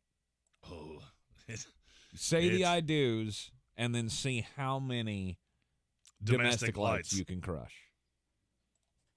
You ever go harder than that at a wedding? You go for the liquor or you stick with the beer? It depends on the wedding. Well, what about if there's how's to say, the tax-free liquor that's available at this party? Well, I mean, a lot of them have open bars, so you're not paying for it anyway. No. I meant more like illegal liquor. Oh, I don't. Somebody bring some moonshine to the party. I'm out. You're not interested? No. But why? No. But that's bad decision juice. How are you from good. West Virginia? I'm not from West Virginia. I'm from here. I spent much time there. No, I was gonna say you. Do me a favor. Take a trip up there. Ask somebody for some of that. You'll figure it out pretty quick. Why? Well, because you'll probably die. Oh yeah. I don't need anything that's 190 proof. Mm-hmm. You've seen how I drink. Okay. I'm good. Well, then you would have been just fine and safe at this wedding because 18 people ended up having to go to the hospital after imbibing in the homemade brew. 12 of them, unfortunately, did not make it. Aged 16 to 45, the victims of this, that is ridiculous to me. Yeah, I'm also not a big fan of something somebody brewed in their bathtub. I'm good. In their I'll pass. bathtub. Yeah, I need something that I really know where it came I from. did not expect to hear that from you, though. Mm-mm. I did not expect to hear from you that you would not be down for homemade libations should they show Amy up. likes it. I'm not a fan. I'm a big fan. I am not. I'm a huge fan. Hey, look, it's apple pie because it's got a cinnamon stick in it. Yeah, it tastes like gasoline. I'm going to pass. I mean, it does kind of. Yeah, I'm good. It does kind of, yeah. No, Anyway, an investigation is underway as to what exactly was wrong with this batch to make this kind of a scenario happen. Again, 18 people going to the hospital and 12 of them dying, 4 at last report listed in still critical condition after drinking basically the moonshine. Yeah, Cooter and Jim Bob probably knocked a big old tank of gasoline into it for that wager. And nobody noticed because it tastes like crap anyway. Yikes. My story is from the state of Washington. They discovered a ghoulish site at the bottom of a river. Mm-hmm. This was in Penn County. They found a skull at the bottom of a river. Divers saw it, and so they sent out a dive team. Dive team gets to the bottom of the lake, and it was a beer bong. It was a beer bong. It was a Halloween party toy. They had sent a complete dive team to recover a beer bong somebody threw in the bottom of a river. And I will give them credit. It is a skull. Unfortunately, it's a skull that's about a third the size of a human skull. Not really sure how anybody saw that and went, oh, no. Also, your skeleton doesn't really connect that way. Also doesn't have a little thing at the bottom that you can open and close it with. Maybe pay more attention before you call the police. Mm-hmm. So it was a bong. Yeah. It was a Halloween decoration. Ah. So it wasn't a smoking device. No, it was a beer bong. It was a beer bong. Oh, all I heard was bong, and of course you did, Cheech. I'm shocked. Excuse me, I didn't hear beer bong out of that. It is ESPN Asheville, Sportsocracy. Got a big weekend in football coming up here. It's actually a watchable week in college football. You've been asked a question here in the chat about Levis or Heineke for fantasy. Levis has a higher ceiling. I mean, Will Levis, if somebody's going to be really, really good, I would say it's him. Mm-hmm. I almost feel like I could play that Baker Mayfield game with Taylor Heineke. He makes me like Drake London better, and he makes me like Kyle Pitts better. Mm-hmm. I just don't think I can play him standalone as a quarterback. Yeah, no. I mean, if you're absolutely killed, it wouldn't be a bad solution to go after either one of them, because I feel like they're both going to be the starters for the rest of the year. They should be. Arthur Smith was very sure to say he was going with Taylor Heineke this week, which is a weird thing for you to say. Yeah. But then again, a man with a mustache like that, I'm not shocked that your judgment's a little flawed. Well, I mean, that has to be if it just crashes into the earth. Can he be worse than Desmond Ridder? I wouldn't think so, but unless he comes out and literally goes the wrong direction, he's better than Desmond Ridder. He may. Yeah, he's the guy that started games in this league. That should be the starter. Yeah, I doubt that he will. The one I worry more about is Tannehill. Why did you? If Will Levis is as good as what I saw against Atlanta, why'd you not do this from the jump? I mean, you're not committed to Tannehill past this year. Right. Used a second-round pick on Levis, and then you didn't even put him in when Tannehill got hurt. He wasn't even the backup. You had Malik Willis as the backup, which makes no sense. Mm-hmm. You're not accepting because he wasn't ready. No. No, I'm not. I don't even know what that means. He's not ready. What did you think he was going to do? Come out and punt it? I mean, the kid's played quarterback forever. I mean, it's one thing if you've got 5 god-awful offensive linemen, and frankly, Tennessee does. Mm-hmm. He's not ready. Have we not given him a helmet yet? He got shoulder pads? Got a helmet? Okay, he's ready. Okay. All right. I just find that odd. I always thought you were the guy that was, we don't need to rush these guys out if they're not ready. When have I ever said that? I've never said that one time of, hey, you drafted a quarterback. I feel like you have. Name it. Anthony Richardson. That's the only one. And when you took him at 4, you don't have the opportunity to do that.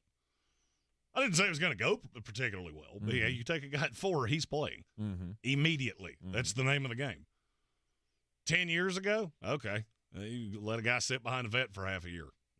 This is an immediate gratification society. Josh McDaniels just got fired after, 23 games? 24 games? You don't have time to let – no. Best man plays. Let's go. You ain't got time for that. Okay. All right. Was there anything that what? Jackass said he's really glad that I didn't have some form of sex doll story, but he is curious where I search for the stories. 9 times out of 10, they're brought to me by Mark Starling. Does it say he goes to sexdollnews.com? Yeah, we compare notes because he does a segment much like this one on his show. Mm-hmm. So usually he goes, hey, look, I found this one. That one came from Fox, I think. Anything that shocked you about yesterday and the trade deadline? Lack of moves? Like what? Like, is there anything that you thought for sure this is going to happen that did not happen yesterday? I thought Jalen Johnson would be out of Chicago for sure. Mm-hmm. I never really put a ton of stock into the trade deadline because we always make it bigger than it is. Mm-hmm. It's bigger now than it's ever been. No doubt. But in terms of did anything shock me? No. It went about how it usually goes. There's usually 8 to 10 deals around the deadline. They're usually veteran player from a bad team to a good team for a mid-tier draft pick. Mm-hmm. There's nobody that I was just sure was going to get moved. I did say Rasul Douglas, and I said Leonard Williams when we talked about it at the end of last week. Mm-hmm. So those two both made plenty of sense to me. Little shocked Washington traded both edge guys, but if they believe in KJ Henry as much as I do, I get it. Yeah. You're just moving on from the 2 guys that you have to pay, and you got another one that right behind them that could be on that level. A lot of people have railed on the Commanders for that. You got to look at the deals they're going to get. I mean, Chase Young, I don't know exactly what the medical – I mean, I haven't seen a med report on him, but I know he's been hurt a lot. And so you're going to have to commit huge guaranteed money to him. I'm not sure I would be prepared to do that. Mm-hmm. I'm not sure San Francisco's prepared to do that. Mm-hmm. I could easily see him hitting the open market next year. I also don't really know how San Francisco thinks they're going to pay all these guys, but the salary cap's fictitious. I think we've all figured that out over the years. I mean, you find ways, and you plug holes just for the time being, right? If it helps me win a title now, is anybody really going to notice if I don't re-sign him next year, or if I don't? I mean... Well, that's one thing I'll give John. John Lynch has done a tremendous job of playing the compensatory pick market, getting extra third-rounders because of guys that become head coaches or GMs elsewhere. Right. And so you have a lot of basically free capital. You lost the coach, which that's tough, especially now when you've got Steve Wilkes as your defensive coordinator, which is not great. But using that as free capital, that's a masterclass on how you GM in this league. Absolutely. And I don't think like I said, if they go on and they win a title this year and they don't end up signing Chase Young for the long term, you didn't lose anything, really. I don't think they have any intention of re-signing him, to be honest with you. You shouldn't. Because they'll recoup the comp pick. I don't know that Chase Young would get the highest side. The contract matters in that. I don't think you'll get a 3, but you could very easily get a 4. But let's see what happens, right? Let's bring him in here, see how good he can be in this system. And if he's just unbelievable and him and Nick just go insane over the rest of the season, then this is it for the future, right? Mm-hmm. These are our 2 guys, and we'll sign them. If not, he's a good piece with Randy Gregory and all of the other rotational pieces that I have on that offensive line or defensive line to justify making the move to get the title. I mean, and now Javon Kinlaw's your 8th defensive lineman, which is crazy. Well, he's awful. So that was a first-round pick you set on fire, and Right. I would have done the same thing. I'm not discrediting you. Mm-hmm. The tape on him was really good. He's come to the NFL, just been bad. Right. But no, I mean, there wasn't anything that stunned me. There were a couple players that I thought could move, a couple that probably should have been moved that weren't, but that never surprises me. Mm-hmm. Yeah, no, teams standing pat at the deadline never really is a shock or should be because you said it. I mean, we make it out to be something bigger than it is. We treat it like it should be a frenzy of moves every year, and it very rarely ever is. Mm-hmm. We want it to be like the NBA trade deadline or the Major League Baseball trade deadline. There just doesn't seem, for a sport that seems to have just as much urgency as the other sports, making moves doesn't seem to fall into that category. There's less urgency to make moves like that. Well, I mean, you got to understand there's certain positions that you almost can't deal. Mm-hmm. I mean, Josh Dobbs. All right, so Minnesota goes and trades for a quarterback because Kirk Cousins got hurt. He won't start for 2 weeks. He's got to learn the system. By then, your season's pretty much over to begin with. That didn't make a ton of sense to me. Unless Jaron Hall is just awful. Mm-hmm. And even then, what do I care? If you're trying to be bad, be bad. Yeah, but you also don't want to set your team back, right? How is that going to set your team back? I don't know. And the offensive line's the only thing that's set. Justin Jefferson's set. I don't think he's going to regress because he's been thrown to by Jaron Hall. No, maybe not. Jordan Addison, same thing. Running backs aren't the future. Yeah. People always say that, like, oh, it's going to set something back. What's it going to set back?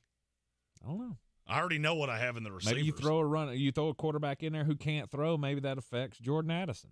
Maybe, I don't know. You want to at least look decent, right? Why? Why do I care? That's what I said about Chicago with Montez Sweat. Oh, great. Now you've got a guy that can actually rush the quarterback. What does that matter? You have 9 games of him on a deal that's not a gross overpay. And it cost you a second-round pick to do that. Mm-hmm. You're still going to finish 5-12 at best. Yeah. What does it matter? Oh, we want to look good. Why? Sell tickets? The tickets are all sold out anyway. Well, that was I need this star in my building. Yeah, to me, that's what loser franchises do. Mm-hmm. And you're a real loser franchise when you do it for a second year in a row after the first one was quite possibly the worst trade I've ever seen in Well, season. I mean, this one was way better. There's no real... I don't know that I agree with you. It's in about the same spot. Oh, no. No, not at all. So you're telling me there's no shot Montez Sweat goes to Chicago and becomes completely irrelevant? There might be, but what happened to Chase Claypool? I very highly doubt it. I don't. Really? Okay. You had a pathetically low pass rush win rate with probably the best defensive line, top 5 defensive line in the league. Now it's you and 4 dudes that look like they should work at the Home Depot, and you think he's going to win consistently? I don't. Mm-hmm. And then, at least what I heard with Montez Sweat was, well, there's not a player in the second round that's going to be that good. No, there's going to be a player in the second round that's that cheap. You need cheap talent. The problem is that you get teams like the Bears that can't draft to save their lives. So I'd much rather have the known quantity. I would much rather have somebody that can draft. Well, that I can't help you with. Well, I got news for you. If you can't draft, you can't win in this league. Yeah. So you're really just circling the drain and wasting money for absolutely no reason. Mm-hmm. I don't know. I saw the move yesterday from a standpoint way better than the Chase Claypool deal, and I'd much rather have that star in the building than letting you set that pick on fire. It's a lot less dumb to trade a second-round pick for an edge rusher, but it's equally stupid to me for what you're going to end up paying him. You're in the Sportsocracy. This is ESPN Asheville. I believe real estate isn't about properties. It's about people. I'm Clarissa Hyatt Zach with eXp Realty, serving all of Western North Carolina. Navigating the home buying and selling journey can feel overwhelming at times, and that's why having an agent who cares about you and your needs is key. I'm a native of Western North Carolina, and I close over a home a week. I'm an expert in the market, pricing my sellers correctly to net you the most money, and working as a skilled negotiator for my buyers. Please give me a call today at 828-774-6343 to set up a complimentary market analysis. The Asheville Championship returns to Harrah's Cherokee Center in Asheville November 10th and 12th. This year's field is the best yet. The Clemson Tigers, Maryland Terrapins, Davidson Wildcats, and the Blazers of UAB. 4 exciting matchups with a champion to be crowned at one of the premier early season tournaments in college basketball. For more information and to get your tickets, go to AshevilleChampionship.com. That's AshevilleChampionship.com. It all starts in Asheville November 10th and 12th. Proudly sponsored by Ingalls Market. AutoStar family dealerships need your car today, and you can get cash today for a clean, late model vehicle. Listen, AutoStar is always paying more than the big box retailers, and they're paying it now. Deal with a real, local, trustworthy live person and get paid top dollar for your vehicle the day you arrive. Ain't no waiting weeks to get your check from AutoStar. Sell your car online right now at AutoStarUSA.com. Buy your next car from an AutoStar. Vehicle must have a title at hand. Same 85 is 24 hours from valid seller's agreement. Checks will be issued for vehicles in equity only. What I was told was bone on bone. I was going to have knee replacement, and I do not like surgery. Desperate to avoid surgery, Julie decided to check out QC Kinetics non-surgical regenerative treatments. My daughter actually works in a Chapel Hill, North Carolina lab, and I sent her all of the information that I was given, and she's like, "Oh, Mom, this is for you. I've heard great things about this." She's like, "You need to try it before ever doing surgery." Julie started the QC Kinetics natural biologic treatments right in the office, using her own healing properties to help restore her damaged tissue. I know, my daughter was right. Yeah, it's nice when you've got that person you can go to who might have a little bit more information, especially on the science of it. QC Kinetics, it's life-changing. Find out if you're a good candidate. Call QC Kinetics now for your free consultation. Call QC Kinetics, 828-333-9517. That's 828-333-9517. 828-333-9517.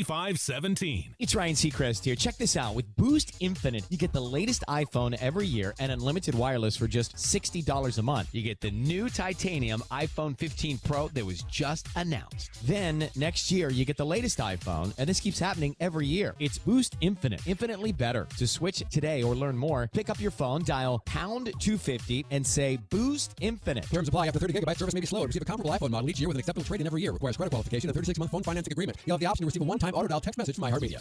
All across the Tar Heel state, this is Carolina football. Stepping through a tackle and stepping to the end zone. It is pouring points in Chapel Hill. Holy cow, Carolina's going to win! The Heels return to Chapel Hill to face Campbell. Pre-game coverage starts at 11 a.m., kickoff at noon on your home for Carolina football. Asheville's home for the Tar Heels is ESPN Asheville.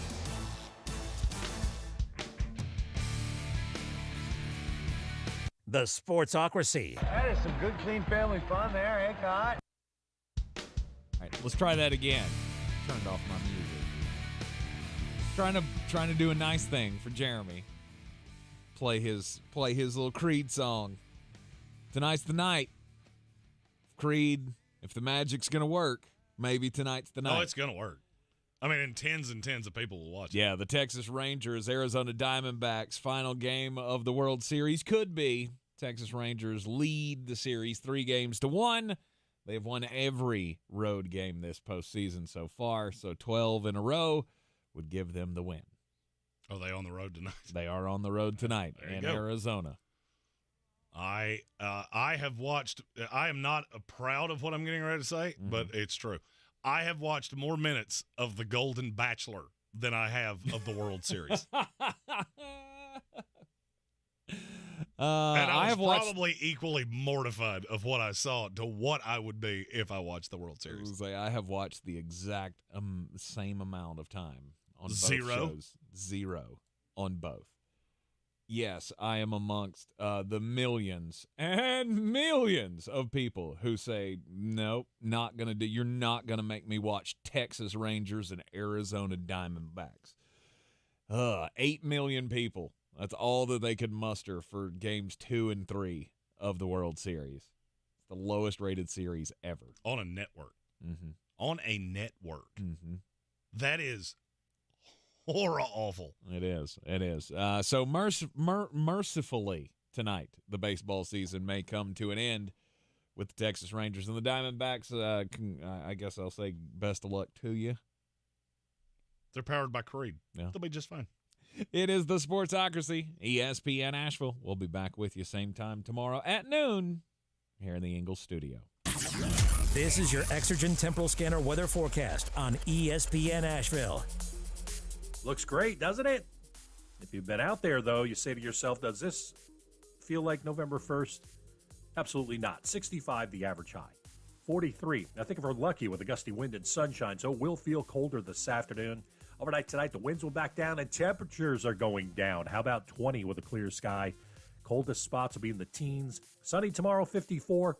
Friday, a little better. Sunshine, 62. Ray Stidgick, the Weather Channel. Gillette Intimate gives guys a gentle and easy shave on there. And around there.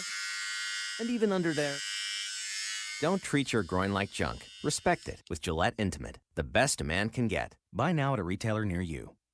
The annoying runny nose, the constant sneezing, the itchiness, and battle just to catch your breath. If you suffer from seasonal allergies, sinusitis, or nagging sinus congestion, there's a natural, easy-to-use solution that can help provide fast, drug-free relief. It's called Navage, and it uses powered suction to rinse your nasal passages in seconds. Millions of people use Navage daily to help provide relief from seasonal allergies and sinus congestion. Medications treat the symptoms, but Navage treats the problem at the source, flushing out the allergens and pollen trapped in your nose. Navage also helps wash out airborne bacteria, dust, dirt, and viruses quickly and painlessly so you can get back to breathing clearly again. Say goodbye to sinus suffering and hello to better breathing with Navage. Navage is available at Walmart, Walgreens, Target, CVS, Rite Aid, and online at Navage.com. Navage, N-A-V-A-G-E. Clean nose, healthy life. From the Ingles Studios, this is ESPN Asheville, WPEK, W225CJ Fairview,